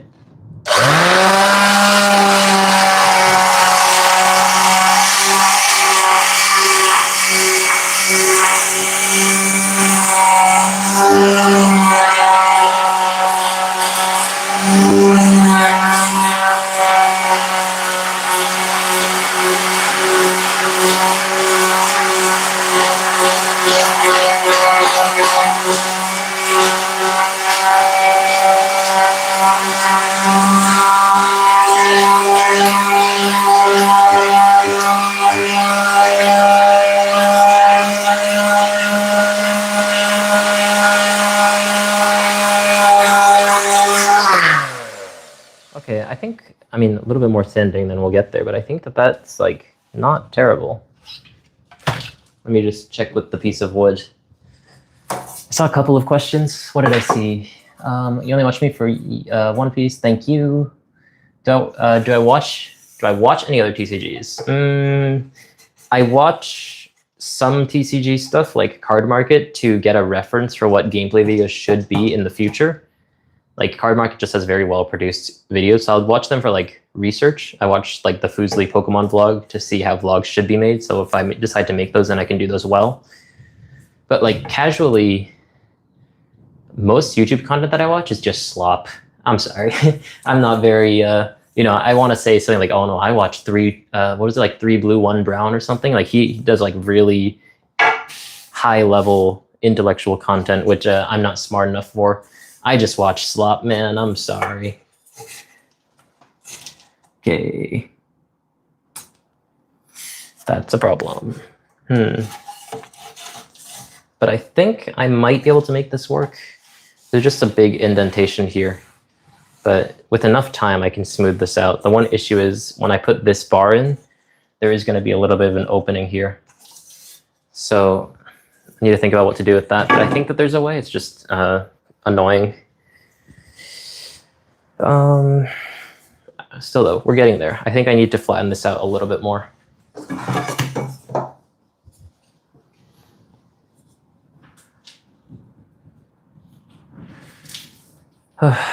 Naruto TCG. Naruto sounds fun. I actually want to try that once it comes out.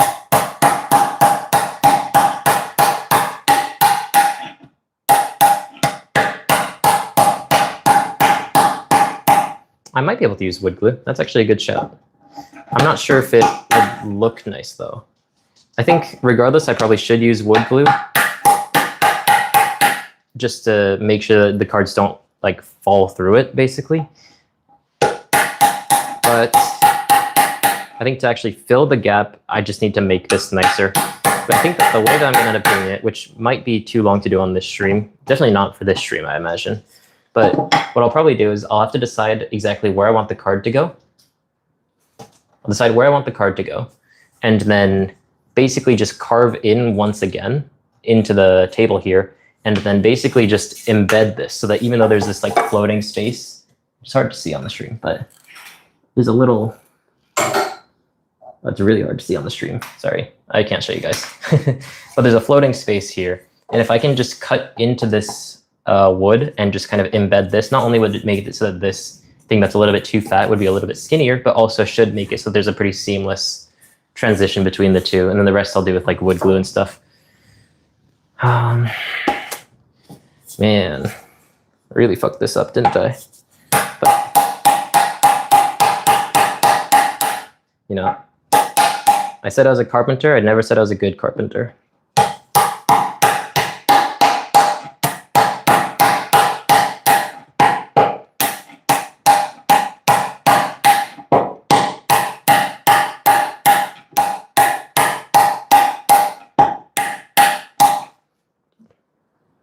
Okay.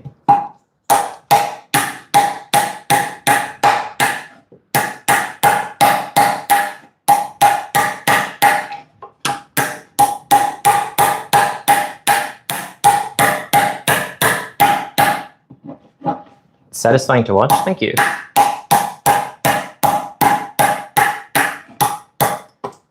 Japanese Jesus. I don't think that I should take that mantle. That sounds, what's the word? Heretical? Sacrilegious? I feel like I'm just gonna be a carpenter. I don't need to be Japanese Jesus.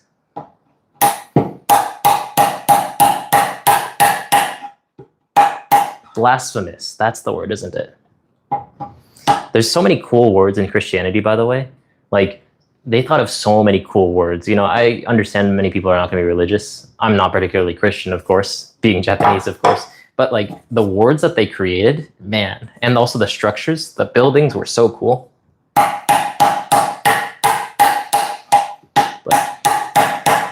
credit where credit's due. Lots of aura in Christianity.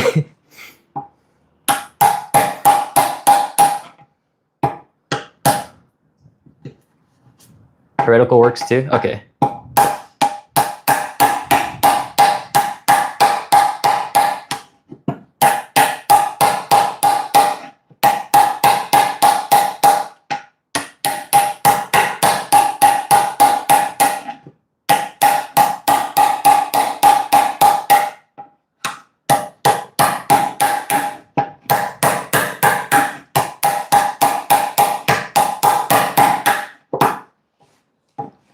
Okay, now question is, what if I go this way now? Choke up on this a little bit. So interestingly, Japanese hammers, by the way, you may notice that there isn't a side to pull out nails. We don't, oh, I almost like swung at my thing, but there's no side to pull out nails. And we don't really use, I guess we do use nails, but like, you know, you've seen Japanese wood joinery and stuff. We use more of that. The stuff that you see on TikTok's a little bit more exaggerated. But so we don't use as many nails in general. And if we do, we have a separate tool that pulls them out. Japanese hammers have one side which is flat, which is this side, and one side that's ever so slightly round. You probably can't even tell looking at it, but maybe you can trick yourself into thinking that there's a curve on this side. I shouldn't have told you which side it was, so I could like pop quiz you guys. But one side's slightly curved, the other side's flat. The flat side is good for just like nails and stuff. The curved side is good for like this kind of stuff for some reason. That's just what I've been told. Maybe I'm wrong, but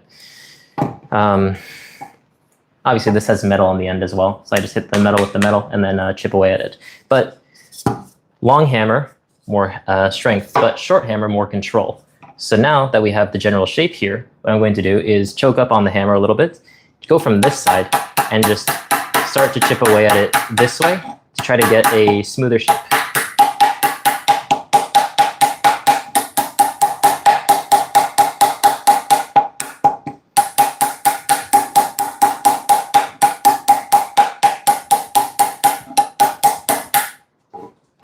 And that's not very pretty, is it?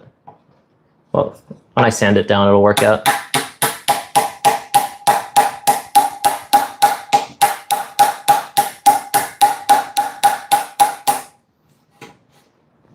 I think it's just my chisel's not very good.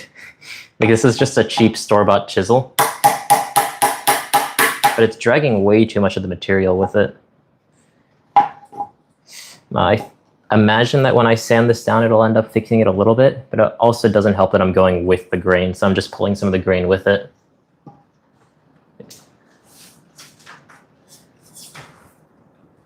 Where did I get such a big block of hammer? Oh, yeah. Okay, well, the way that Noah says it's kind of grim, but I have this guy that I know from my old job whose dad used to make temples. So this is the wood that they would use to make old Japanese temples. And because he passed away, he just has a massive stockpile of wood that he doesn't know what to do with. So he wanted me to take it, and I just grabbed a nice piece of wood and brought it halfway across Japan to get here. Because getting this in Tokyo, insanely expensive. I think that you could probably get like, because Tokyo doesn't have that much wood, everything has to come from like outside of Tokyo. Yes, we have trees, but most of them are like for parks and whatnot, you know? But so like getting just like a piece of wood with like decent thickness will probably cost you like $10 already.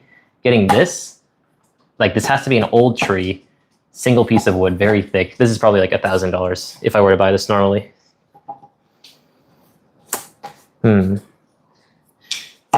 I go the other way. Nope, that doesn't seem like it works either.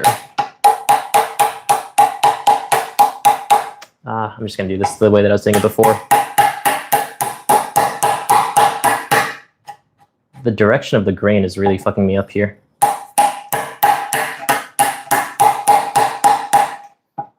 So ideally I would just want to keep going like this way and like chip away at the wood until it's smooth this way. But because the grain's going this way, what ends up happening is this. It's hard to see, I guess. But I end up grabbing the material with it, and it kind of drags along. It doesn't look that great.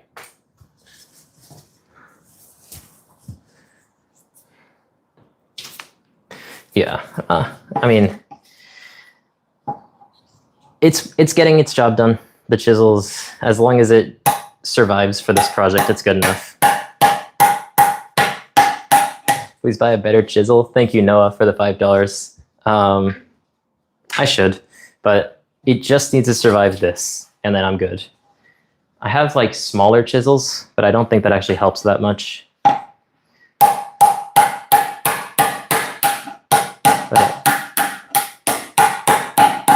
The main thing is like I could really go at this and like finish this quickly, but if I do that, then it won't be as clean. So I'm taking my time.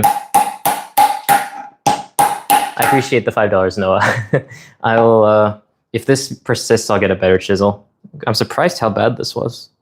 I do think probably part of it's the wood though, because I haven't used like actual big slab of wood in my work before. Usually when I use a chisel, it's like a door frame, and door frames are made out of like manufactured nice, not nice, but like glued together thin sheets of wood, which is much easier to use a chisel on because you just peel off the sheets. But because it's just one slab of wood, everything's coming together. So I've never worked with this kind of wood before, and unfortunately is not going the way that I was hoping that it would. But it is getting smoother though. Like before we just had a very sharp cutoff, and now it's a lot smoother. So what I'm hoping now is that once I put the sander on this once again, that this gets a little bit better.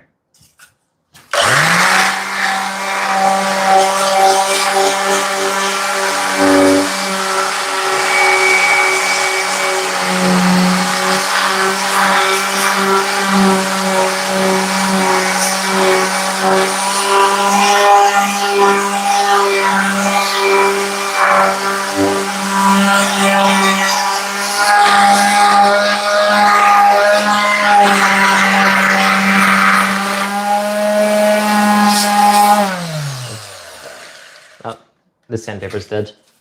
We're going to get a new one.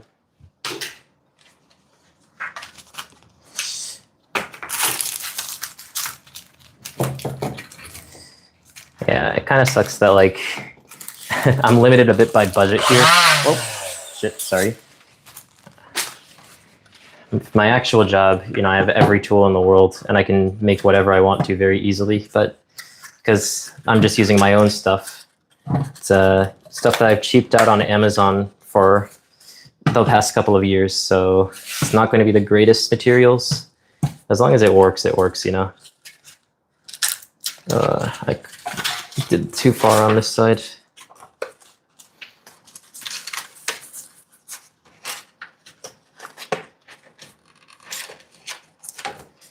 Yeah, no, I mean, sanding's not the hard part, for sure.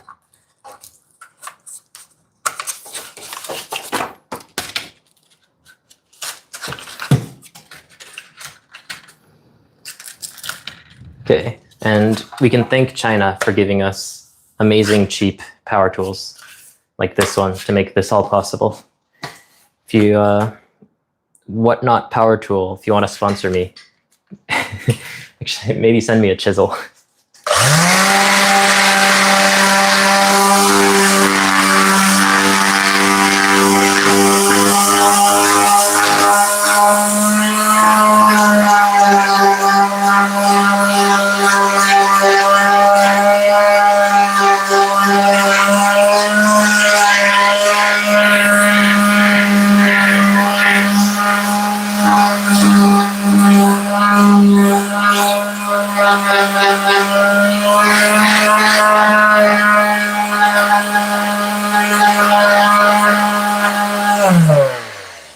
Okay, it's getting better. It's not perfect. But yeah, I mean, so sanding, definitely the easiest part. One thing you have to know about sanding, I don't know why I'm doing like a course basically on how to use power tools, is that a lot of times you don't want to just put it down flat because that just kind of does a little bit of everything. It doesn't actually get everything done. You know, think about the surface area. So a lot of times if you want to actually sand down a certain part, you have to like angle it a little bit like this. So you only hit like one side and then you actually like sand down specific pinpointed parts. If you do this, you're just going to be sitting here forever and like not actually getting anything done.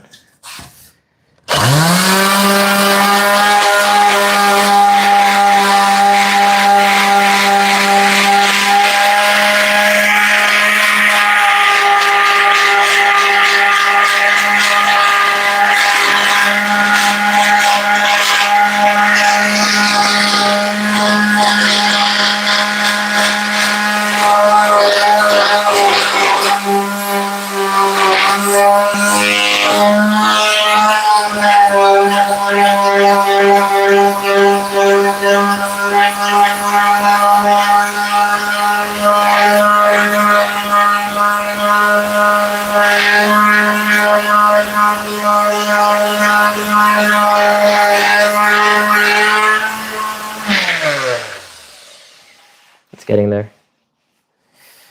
It's getting there. weirdly, because of the way that, how did this happen?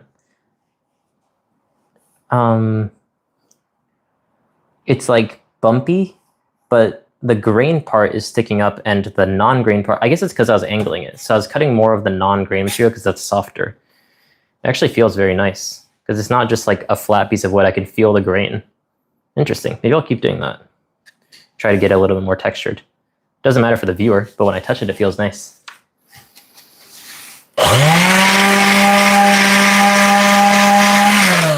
And if I do it that way, yeah, it gets a little bit more smooth. So if I go this way, then I get more grain. If I go this way, it just becomes a little bit more flat. But for the viewer, I mean, it does look better if it's just flat. Okay, it's getting flatter though. Much, much better than it was before. Okay.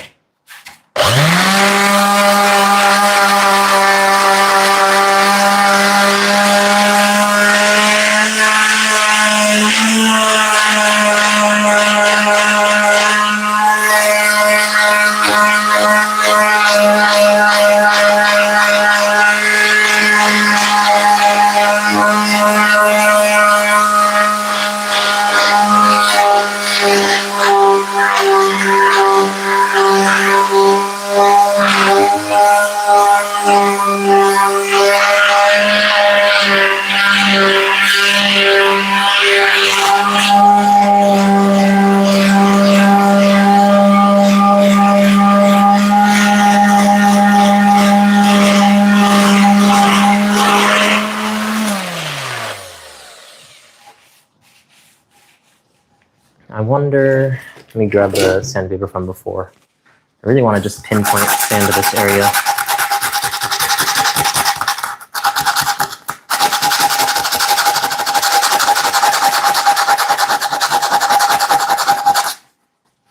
Okay.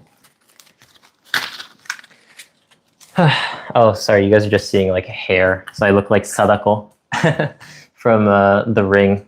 Is it called Sadako in English as well? Am I going to paint? I'm going to stain it, yes. I have the stain over here. It's kind of far away.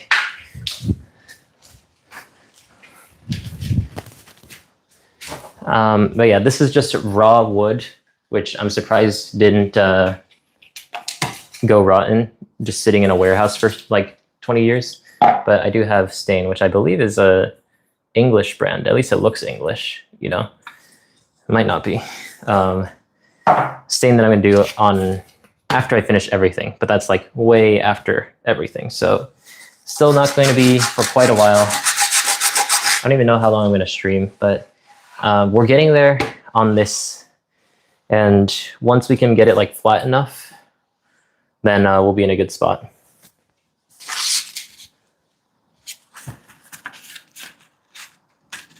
Wait, US calls it Samara? Sadako is Mahou Shoujo. I don't know if that's right. I think that's Madoka Magica. I'm glad that I become a homework background music. What is are you a university student? High school? Like what's your current life state? I guess not even specifically Joseph Turnus. How's everyone doing in life? You know, this is not a One Piece stream, so we don't have to ask One Piece questions here. Life treating everyone okay? God, I hate RG Luffy. Yeah, same. That is a life question, isn't it? So, how's life right now? RG Luffy, same. But hey, if you don't like RG Luffy, play Black Yellow Teach.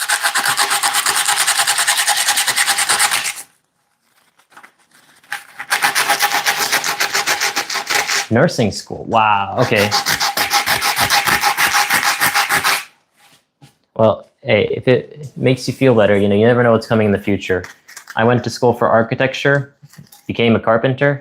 To be fair, I say carpenter, but I also designed the stuff that I made. So like I did the design part and the making part, which was a very unique thing for my work. And now I'm a YouTuber, but I'm still doing carpentry. So who knows, you know, maybe in the future, nurse YouTuber? It'll be interesting. I think that life can take you in a lot of interesting directions. Playing Minecraft. Oh, I haven't played Minecraft in quite a while. But Minecraft was actually, like, I played a bunch of Minecraft in middle school, and then that made me want to become an architect. And I worked towards that for like 10 years-ish, maybe. I got a degree in Italy for design in like interior architecture, and became a carpenter, interior designer, did all that stuff. Obviously, I'm doing that right now, but it all started with Minecraft. And I realized as I was doing all of that stuff is that it takes a really long time. Like, making stuff's cool because you see the physical progress, but designing stuff and like talking to clients and stuff, that sucks. Like, making a design and having to make worse because the client has some like certain specific picky thing that they need to have in the design that just won't work. I mean, I won't say worse, even though I just said worse. But like a lot of the times, one of the issues that I had was that one of the clients wanted to make a really fancy bar, but they wanted to use like a baby blue as the like accent color on black. And I was telling him, like, baby blue does not go with these red LEDs and black that you're trying to put in. But I mean, obviously he's the client. He wants the baby blue in the thing. So like we got baby blue sofas, and now it's like a really nice kind of New York 70s looking like brick wall. Really nice lighting, feels like a cozy pub with blue sofas because he really wanted the blue sofas. He would not move on that. But he loved everything else. He just really wanted blue sofas, and we gave him blue sofas.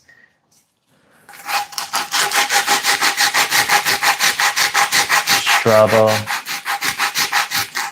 What are we talking about? OP11?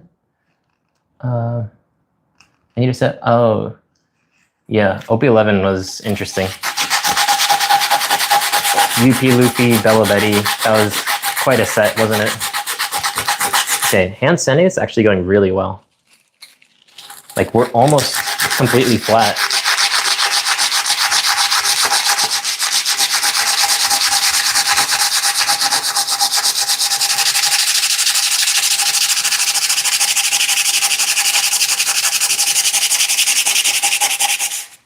There we go. There we go. Let's go.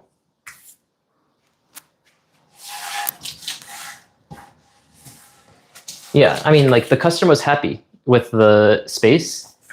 I just wasn't, you know? And that's the main thing, is that, like, if you're doing a creative endeavor for yourself, you can do it exactly the way you want to. But if you're doing it for a client, you have to make it the way that they want it, you know? And that's not wrong. It's not a bad thing. It's just that you have to accept that the customer is always right. And if they want a blue sofa in a 70s New York pub themed bar, then they can have a blue sofa.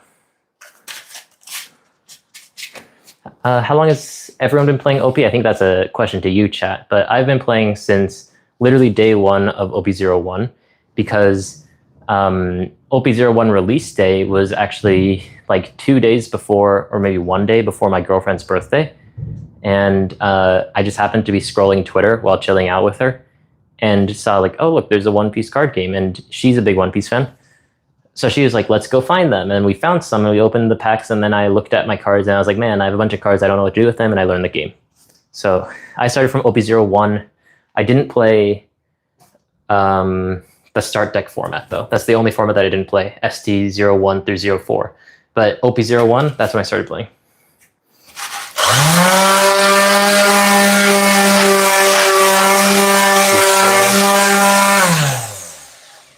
Okay, we have a couple old heads in here. We have, you know, day one SC, that's crazy. Asatoge, OP09, OP04, and then we have some newer people as well, OP12, OP13. I feel like it's much harder to get into a game when it's already been going on for quite a bit. So shout out to people who started more recently. I feel like it's very daunting to get into a card game when there's already like 3 years of history, but, you know, soon to be 4.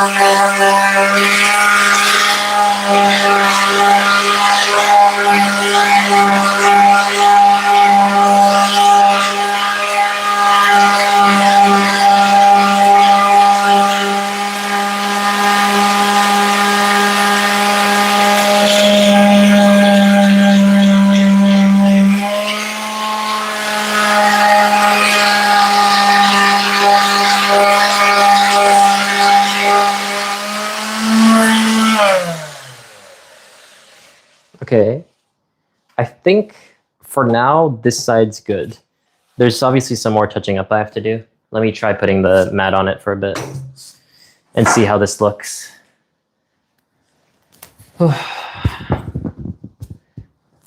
Hey, Preston. How are you doing today? Sorry, OP20. Okay, I'll see you in a year.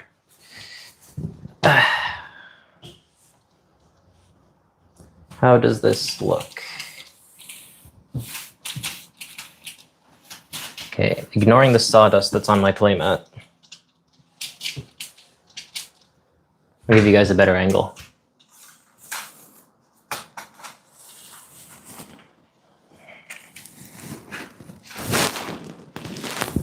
Hey, yeah, not bad.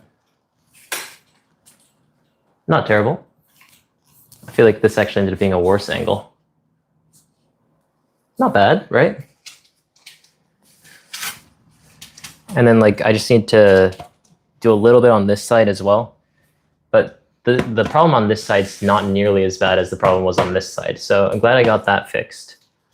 And you see, look at that. We have a table that's perfectly the size of a playmat because that's what happens when you make things yourself. So we solved the issue here of the terrifying bump.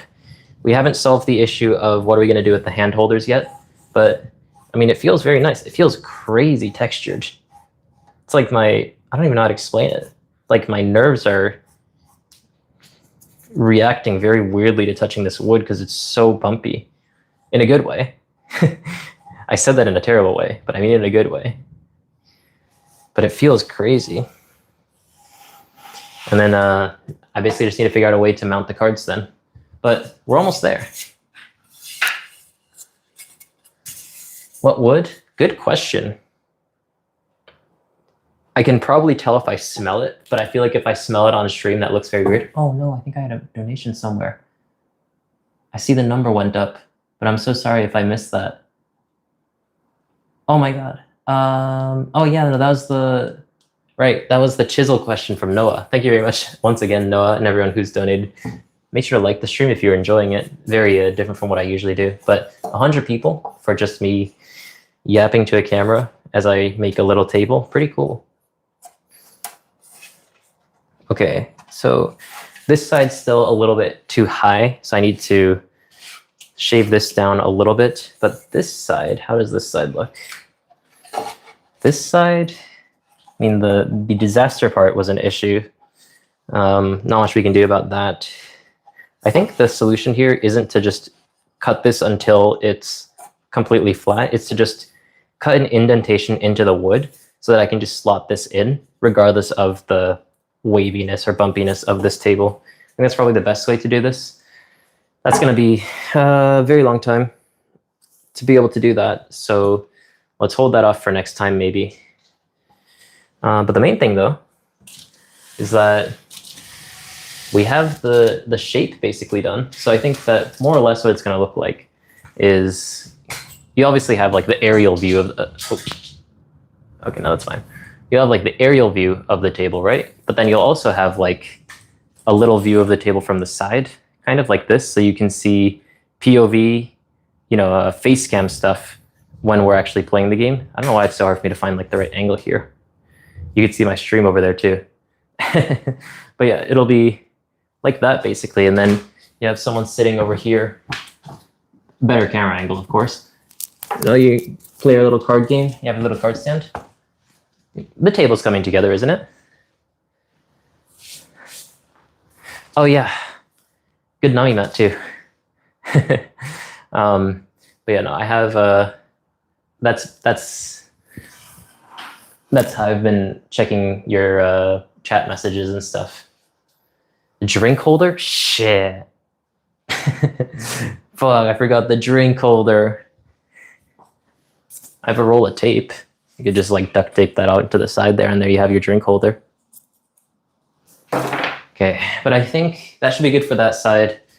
And which side was supposed to be the front? Okay, this side's technically supposed to be the front. The issue is because I transported this like across Japan, that it got a little bit damaged. So there is like a piece of this wood that's chipped. So there isn't much I can do about that, just because I'm I mean, I was able to transport a slab of wood across the country. Like, I can't really complain. But this side's looking rather clean. And this side was for the most part okay from the beginning, but needs some sanding.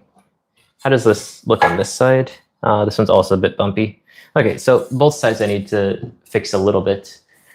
Now, let's take a little break from that because that was tiring work, and let's move on to the wall. I'll deal with the table a little bit more later on.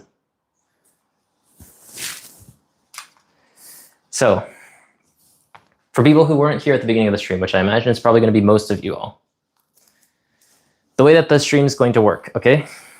I'm going to show you from like a better perspective, which is more or less how the studio is going to look like when it's done. You know, it's just going to be a corner. That's all you need, you know? But it'll be angled in a way so that obviously you can't see the top of it. So like, oh, is that too far? Maybe not too far. So it'll be something like that maybe, but like obviously a little bit closer-ish. It's not perfect, but like we'll figure it out, okay? And so this, can you even see this line? I guess you can. This bottom line here, that's 70 centimeters. That's the average height of a table. In Japan, at least. I don't know about overseas. Maybe you guys have like bigger tables in the West, you know. Everything's bigger in the West. But so, oh my God. This wooden slab. Wait, why didn't I bring the box with me? Oh no, it's fine. I don't care that much. It's gonna be like here-ish in the center, right? And then the background, you might notice there's a wavy pattern. Can you see the wavy pattern? Maybe hard to see. I guess you can see it. Wavy pattern on the screen. And what I'm going to do with this, for people who weren't here when I explained it the first time, obviously this is going to connect together. I just haven't like put in the screws and whatnot. So right now I just have it leaning against the wall. I'm going to cut on this line. So the bottom half's going to stay and it's going to be a wall, but the top half's just going to be gone. And I'm just going to have like a big cutout here. And what's going to end up happening after I have that cutout is green wall is going to go behind it. So it looks like the wall's been cut out and there's just greenery behind it. And these are like pretty nice green walls too. See, they like look pretty realistic. So what'll end up happening, which I don't have a great way to show you, is like wall and slightly covered, even though it's a piece of cardboard. And so, you know, kind of like wavy pattern. You'll see like some of the wall there, and then, you know, that'll work out. But the main thing is, yeah, you said it's small. I might make it bigger, but I can make it bigger. I just need to get like one more piece of wood and extend that way. So it's not a huge issue if it is small. But the main thing is, aesthetically, this is where the actual like backdrop is. I have to cut out this line. I haven't actually decided on this line. I'm probably going to adjust some of it. I've gotten some feedback from some of my friends on how the line might look a little bit nicer. Adjust the line a little bit and basically just cut it out. I have a jigsaw for that. You don't have to watch me handsaw that. You know, we have an actual tool for that this time. Where's my...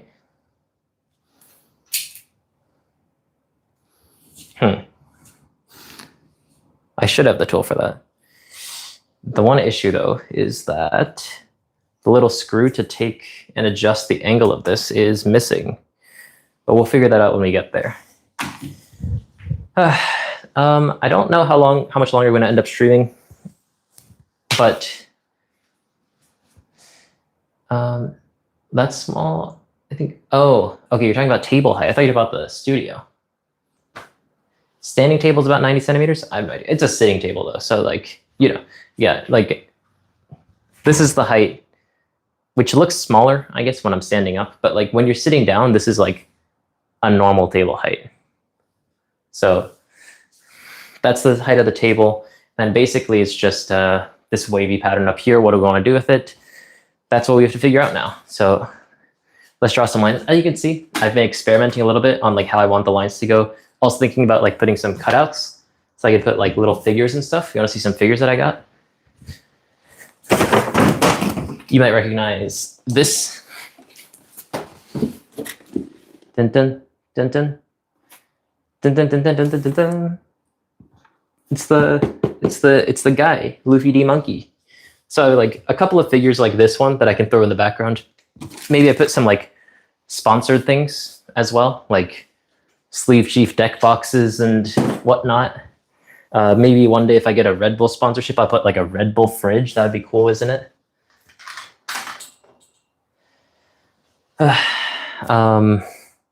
But so like some of those holes are for that. These aren't final, but I've been experimenting with how these lines should go.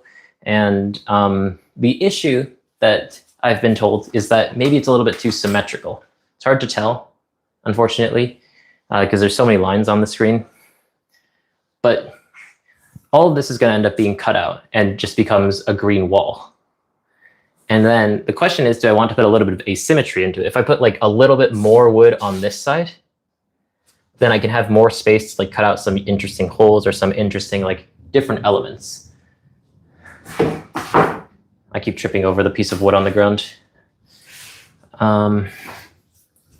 It's tricky to say what the correct decision here is.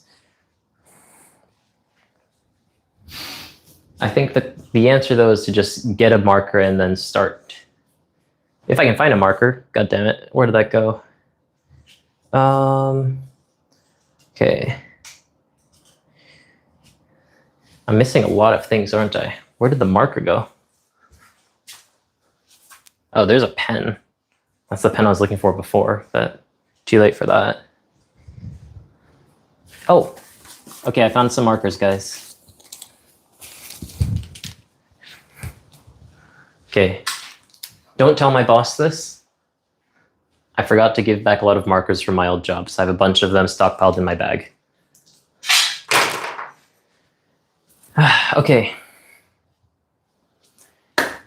Unfortunately, I have to walk a little bit further now to read chat. So give me 1 second as I catch up. So it's kind of a fence, but the thing is, I have actual Japanese wallpaper. In Japan, like instead of wooden walls or like brick walls, we use like this kind of wallpaper, and this is like the same kind of wallpaper. So it'll look like a normal white wall, but it'll look like a wall that's been like broken into greenery, if that makes sense.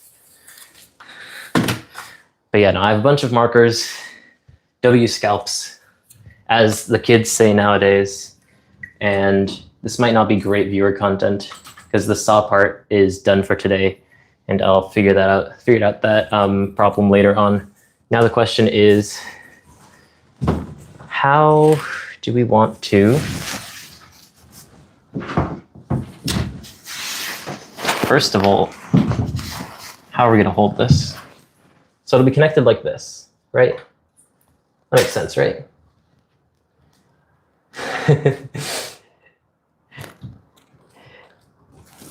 Hi, OBTCG Young. I see you on Twitter a lot.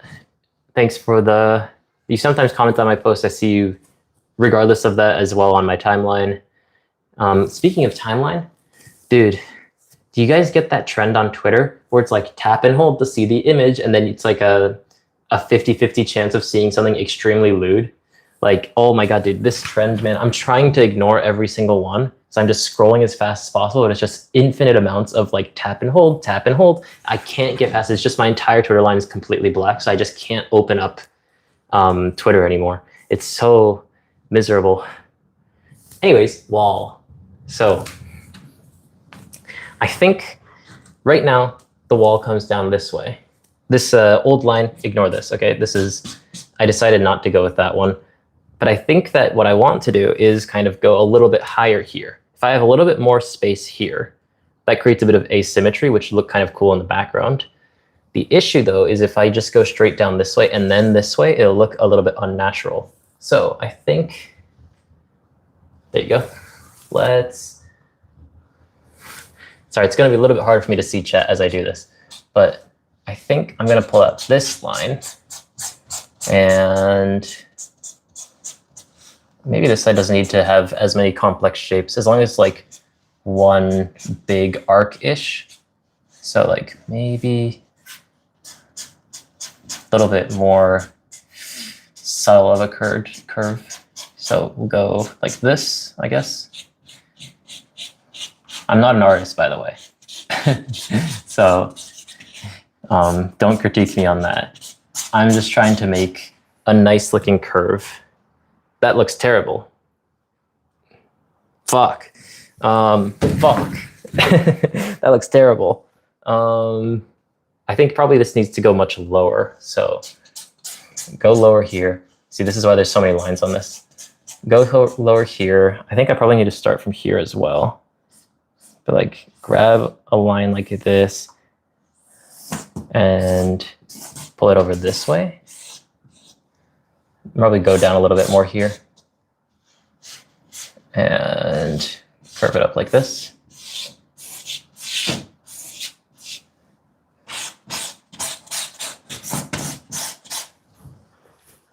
That looks better.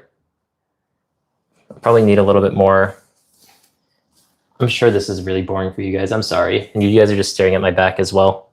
But not all of carpentry is going to be cool wood cutting ASMR. But it is going to be wood falling on top of me every 2 minutes though. So you guys get to look forward to that. And I'll need your engagement to pay off my ambulance bills.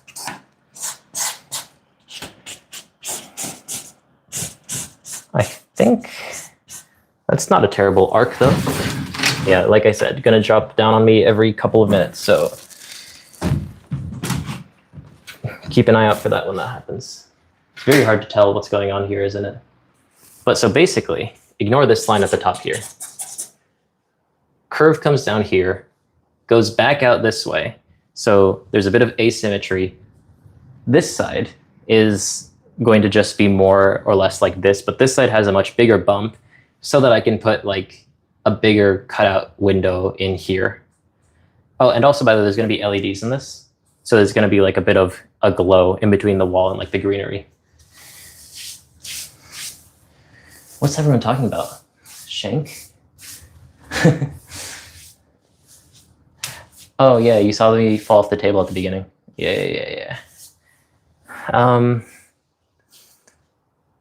Okay, maybe, so I think this curve looks fine. Really, when you're doing this kind of work, okay, where it's just like cut out a cool shape, it's all vibes. This is the center of the entire setup. It curves up here, but I feel like this curve is a little bit too intense. So maybe we pull this out a little bit over here. Okay. I should screw down the wood, but like, I'm lazy. So I'm just going to hope that it doesn't cause any damages. But if I pull out this line like this, how does this go? Maybe like roll over this way. And okay.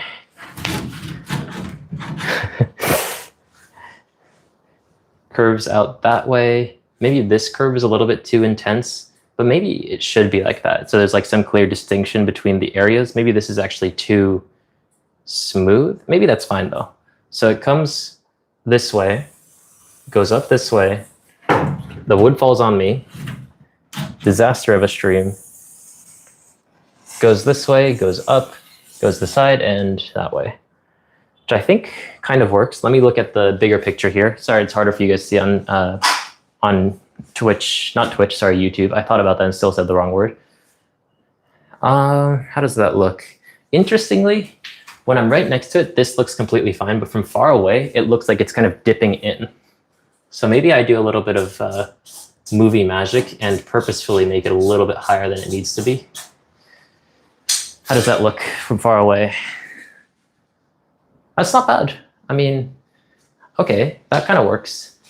So comes down this way, goes over here. I don't remember what my plan was around here, but I have some rough lines. I kind of like the way that those lines go. Maybe I just cut this out. Oh, hey, there's my little wrenchy boy. I don't know what these are called in English, but what they're called in Japanese, rokkaku renchi, which renchi, wrench, rokkaku, hexagon.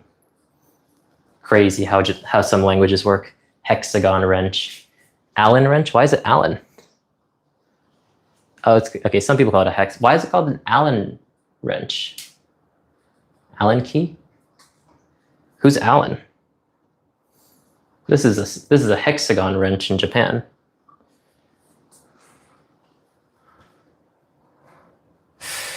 How does that look? So I don't love how this curve goes. So either I go higher here, but that makes the rest of this look a little bit weirder, or I go lower on the dip here and put a little bit more accent to that. Allen Manufacturing Company. Interesting. Thank you for the lore. I appreciate that. Let me give you a bit of a lore tidbit as well, if I can think of one. I'm blanking. What can I talk about? I need to give you back something now that you've taught me something. Man, I have nothing that I can talk about, is there? What's a fun fact? I can tell you a fun fact about my life. I've fished a shark before. That was cool. It was a baby shark, so I gave it back to the ocean. Not that I would have taken a regular sized shark, but I fished a shark when I was like 8 years old. But I have nothing that eventful in my life aside from that. That's like the one thing that I always bring up, and people are like, "What? That's crazy. Your life must be so crazy." And I'm like, "Yep," and that's the end of my story. I have nothing else to talk about. I used to do some fishing, but now I'm a card gamer. You know, my name means ocean, by the way. Kai means ocean in Japanese. So it kind of fits the One Piece theming, kind of, right? You know, like Kaizoku, King of the Pirates. Right? That's the Kai in Kaizoku. It's my name. Okay. That should be good. Oh, you didn't even see my head. The camera was too high. Okay, so this side goes like this. I'm pretty happy with this side. So maybe I just cut out this side for now, see how it looks, and then think about the other side. Maybe I'll do that. And the question is, what do I prop this up on? First and foremost, we have a proper, not proper, I guess, but we have a power tool for this, so we don't have to do this by hand, thankfully. If I had to do this by hand, I don't think I'd be making a studio. Fishing stream.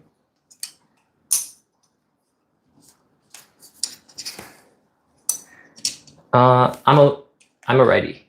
I'm sorry to disappoint you. Yeah, if only I had a table, man. Maybe the stream flips things. I'm not exactly sure. But yeah, I'm a righty, unfortunately. I wish I was a lefty, because then I can kind of be, you know, one of the cool girls sort of thing, special on the street, and be like, sorry, man, I'm what percentage of people are lefty, I wonder? But, you know, everyone wants to be kind of special in some way. But I'm unfortunately a righty. Okay, let me figure out the best way to do this.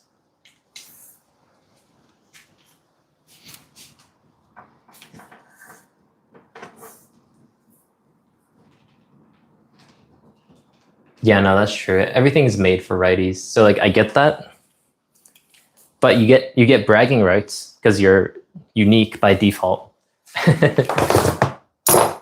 Everyone wants to be slightly unique in some way. I'm going to use that cardboard box that I was using before. Let me move this.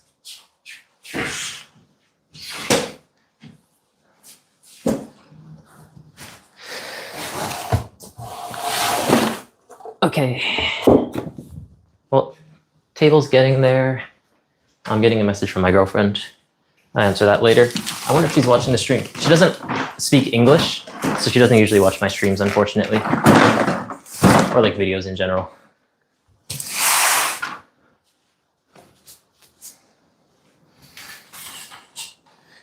Okay. There we go. Let's read a couple chat messages. I've been neglectful. 10% are lefties. Oh yeah, I think you can probably see the the cam is flipped. I have the camera inverted so that I can see what I'm doing on my phone a little bit better. So I guess that just inverts it for YouTube for some reason. But you can see the words are inverted and whatnot. Hey, thanks for coming back. Okay, we've made some progress. People who've been gone. The table situation is insane. The table situation is crazy, but we've sorted that out to some extent. And now we're working on the wall a little bit. I think what I'm going to do, since I don't know what time it is in Japan anymore, but I'm pretty sure it's a little bit past lunch or around lunch-ish. Let me check what time it is. What time is it? Oh, shoot, it's 2 p.m. That's crazy. So it's quite a bit past lunch. So what I think I'm going to do is I'm going to cut out the wood line that I just traced. So we have a little bit of payoff for the stream and kind of show what it might look like after that's done. I won't do this side yet because I haven't fully decided on the line, but I'll cut out this side, put it up, kind of try putting the greenery on that, see what it might look like once it's done, and say goodbye after that. So maybe about, I wouldn't say that long, maybe like 15 more minutes if everything goes well. Maybe not even that. So the last spurt. Oh, oops, I hit the ceiling with the wood, and let's just say that there's no damage.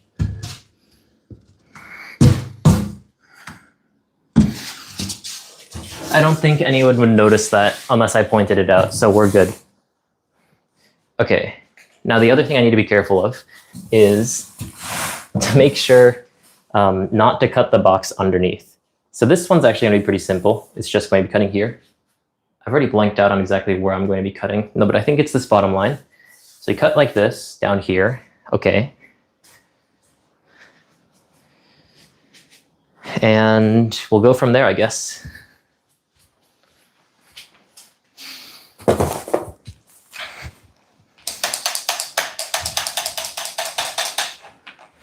Okay.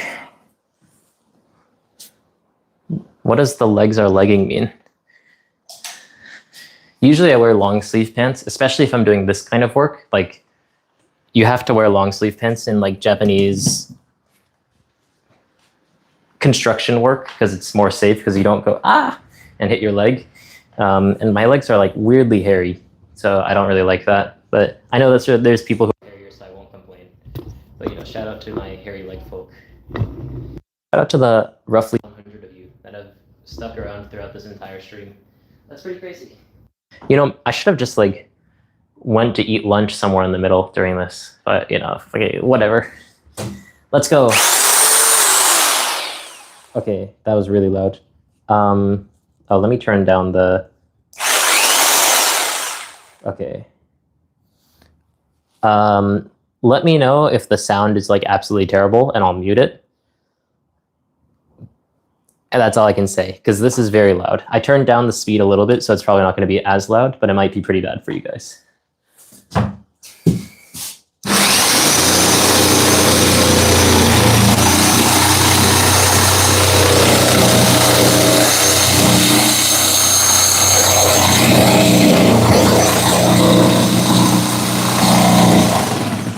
How's that, guys? You guys left the chat yet?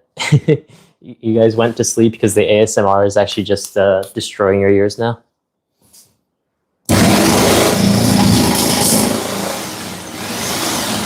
Okay, unfortunately I have to put up the power though because the wood's not cutting in a nice way because the saw is going too slow.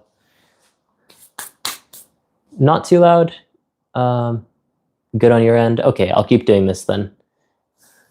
And that last message faded away, so I need to see it on my other thing. I find it funny watching people. Yeah, no, I mean, I'm not claiming to be a good carpenter. We're just trying to get it done. It doesn't need to be perfect.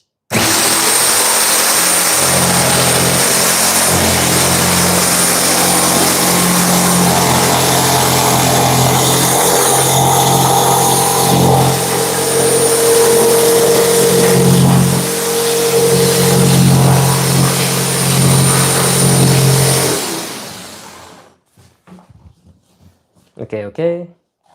It might honestly be too fast.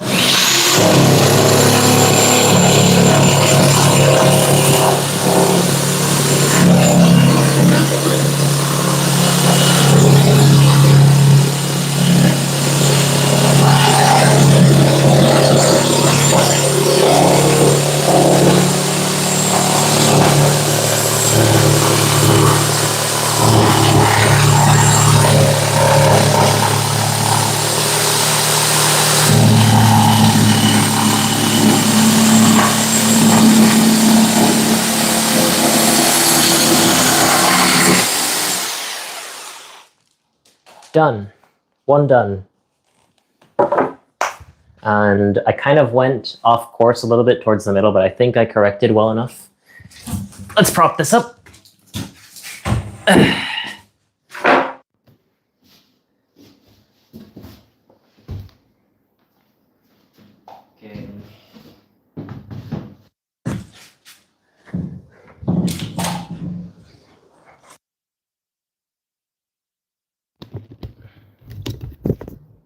There we go.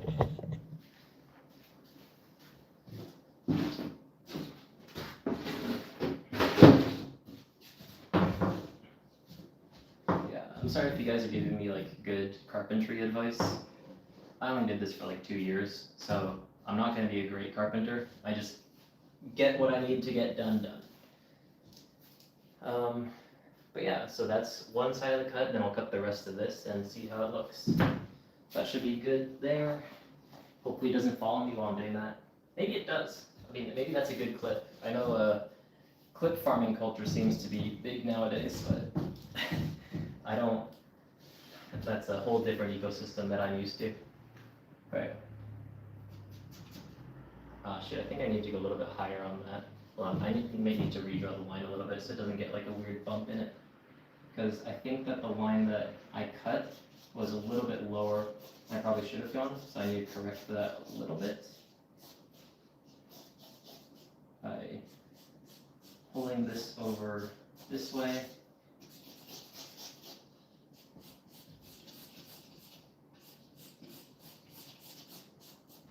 Okay, comes down that way. The next cut's going to be a lot more complex, but hopefully it'll give you a better idea for how the studio is supposed to come together in the end. So we'll work on that next and start to wrap things up.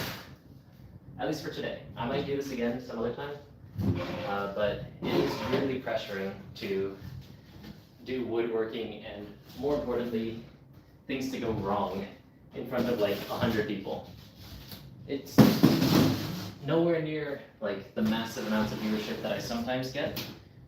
Like, you know, it's crazy. This is my peak viewership on my channel for a live stream was 2,450 people. That was during the Japan finals when we thought that there would be the ban list reveal. That was a crazy number of people. And yeah, I mean, what is it? Oof. Usually my streams, championship streams, average 700 viewers and peak to right around 1,000. One of the streams did well recently, got like 1,150 peak viewers, but still they'll average around like 700. And you know, now I know that even if I do random Iowa bullshit, I still have 100 people, which if you guys watch the streamer Youth Ludwig video, that's top 1%, which is pretty crazy. But top 1% is only 20 concurrent viewers. Still though, we're on YouTube, so you don't have to deal with the Twitch audience. But still, crazy to think about that I can do this sort of random bullshit and you guys are gonna watch. It really means a lot to me. Oh, is the audio soft? Hold on, why is that? 1 second. Oh.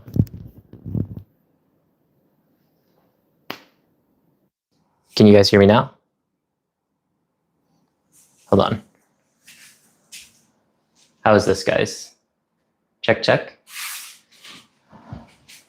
Hello, hello, hello. Better? A little bit better?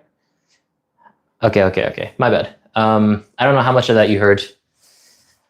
Yeah, no, my mic, I guess, just randomly killed itself for a couple of seconds there. But we're good now. But yeah, I just wanted to say thank you for tuning into the stream because, you know, it means a lot to me that like 100 people is a lot of people to just watch me do stupid bullshit. It's not even One Piece related. I mean, right behind the desk though, I have One Piece stuff. You know, I have a little Roshinante leader here, Roshinante deck. I have a little green blue Luffy leader here. Not alt arted, unfortunately. No alt art for that one. I have red green Luffy here. Everything's around, just not on this stream. Okay. Now, this one's going to be trickier because I need to cut this area without cutting the box under it because there's stuff in the box that I need. So let me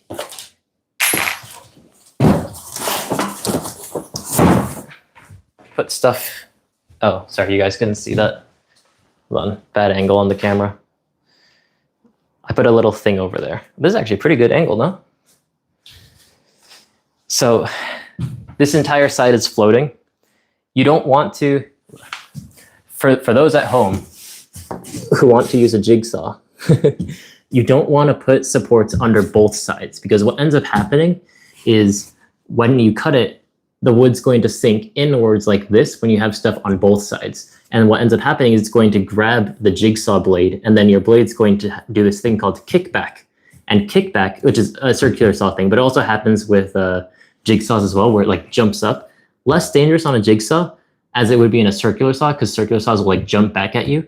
But when you're using a circular saw or a jigsaw, don't put supports on both sides because it's going to grab the blade and like try to kill you.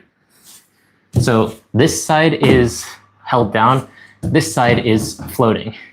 And we'll cut it and hopefully it goes well. Just for those at home who are following along. Okay.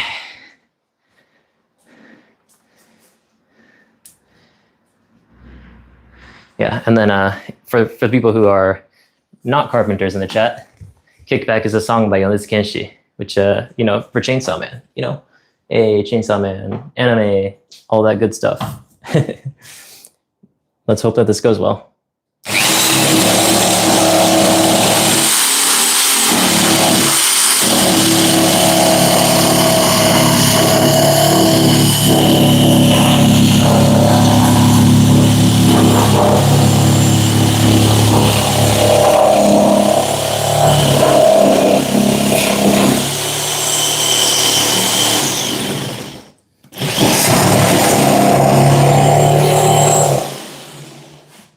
Okay, which line am I following again? Okay, this one, right? Yeah. Okay.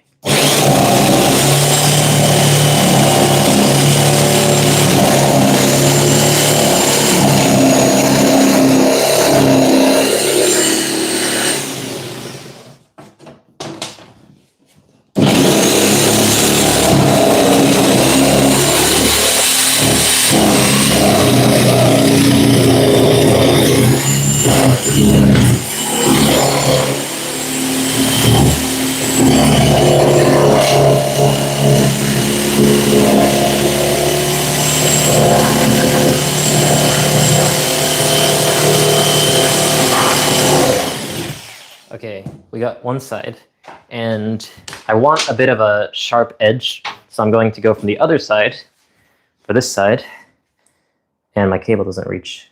Does this work? How's my table under? Okay, I think we're still good. So I just cut from this side all the way to here, and then we should be done.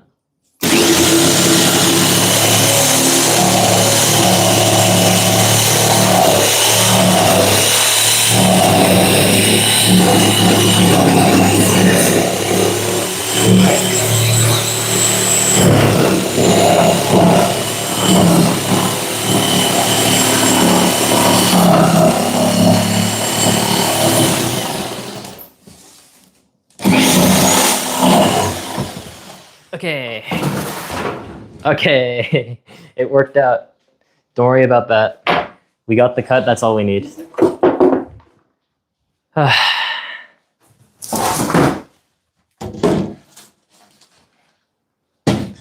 Okay. We got there.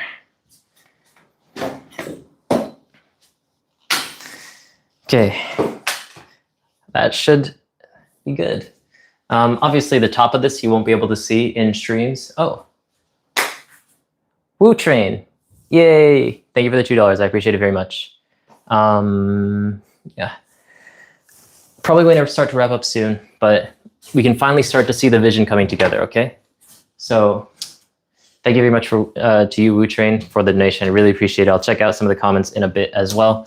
But let me try to prop this up in a way that I don't have to hold it myself so that I can finally show you exactly how everything's supposed to come together. So I think that should work. That's the front wall, okay? The front wall is going to have white wallpaper on it to look like a normal wall. And then this stuff comes behind it. So I'm gonna have a bunch of these green walls, and it's gonna be like, you know,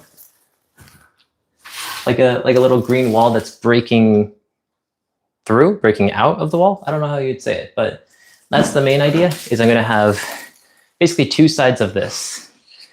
The other side, I need to sort of adjust the line a little bit. And once I have all of these, which I have like 4 or 5 boxes of 3 of these, hopefully it's enough. If not, I'll just have to buy more.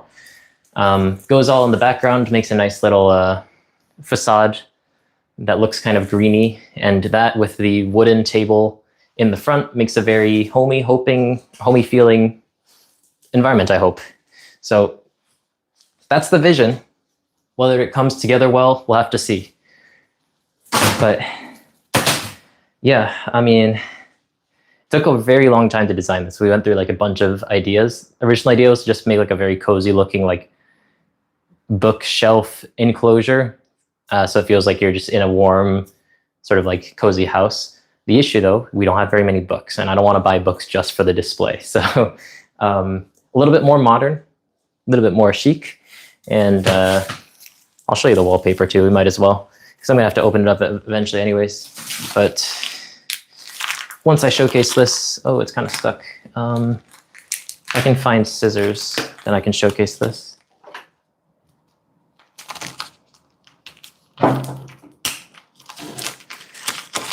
One second, guys.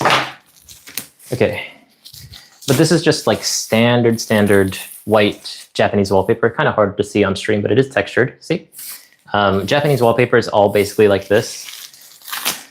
And basically, what's going to end up happening in the end is that, first of all, this front wall is going to be covered in white. So it's just a normal Japanese looking wall. And then the wall behind that is going to have, first of all, a streak of LED going up the line here so that you have this outline sort of glowing, but it's glowing onto one of these green panels. And obviously I'll cover up the window a little bit so there's less light shining through. And then green panels all around so it looks a little bit more foresty. And that way I can do my nature content without actually having to go outside every single time.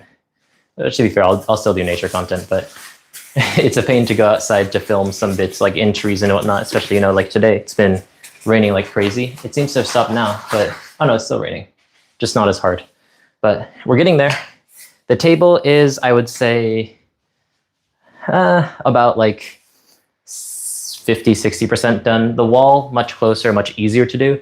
The wall literally is just decide the line, cut it out, and then prop everything together. I have wood, I have screws, like that shouldn't be all too hard.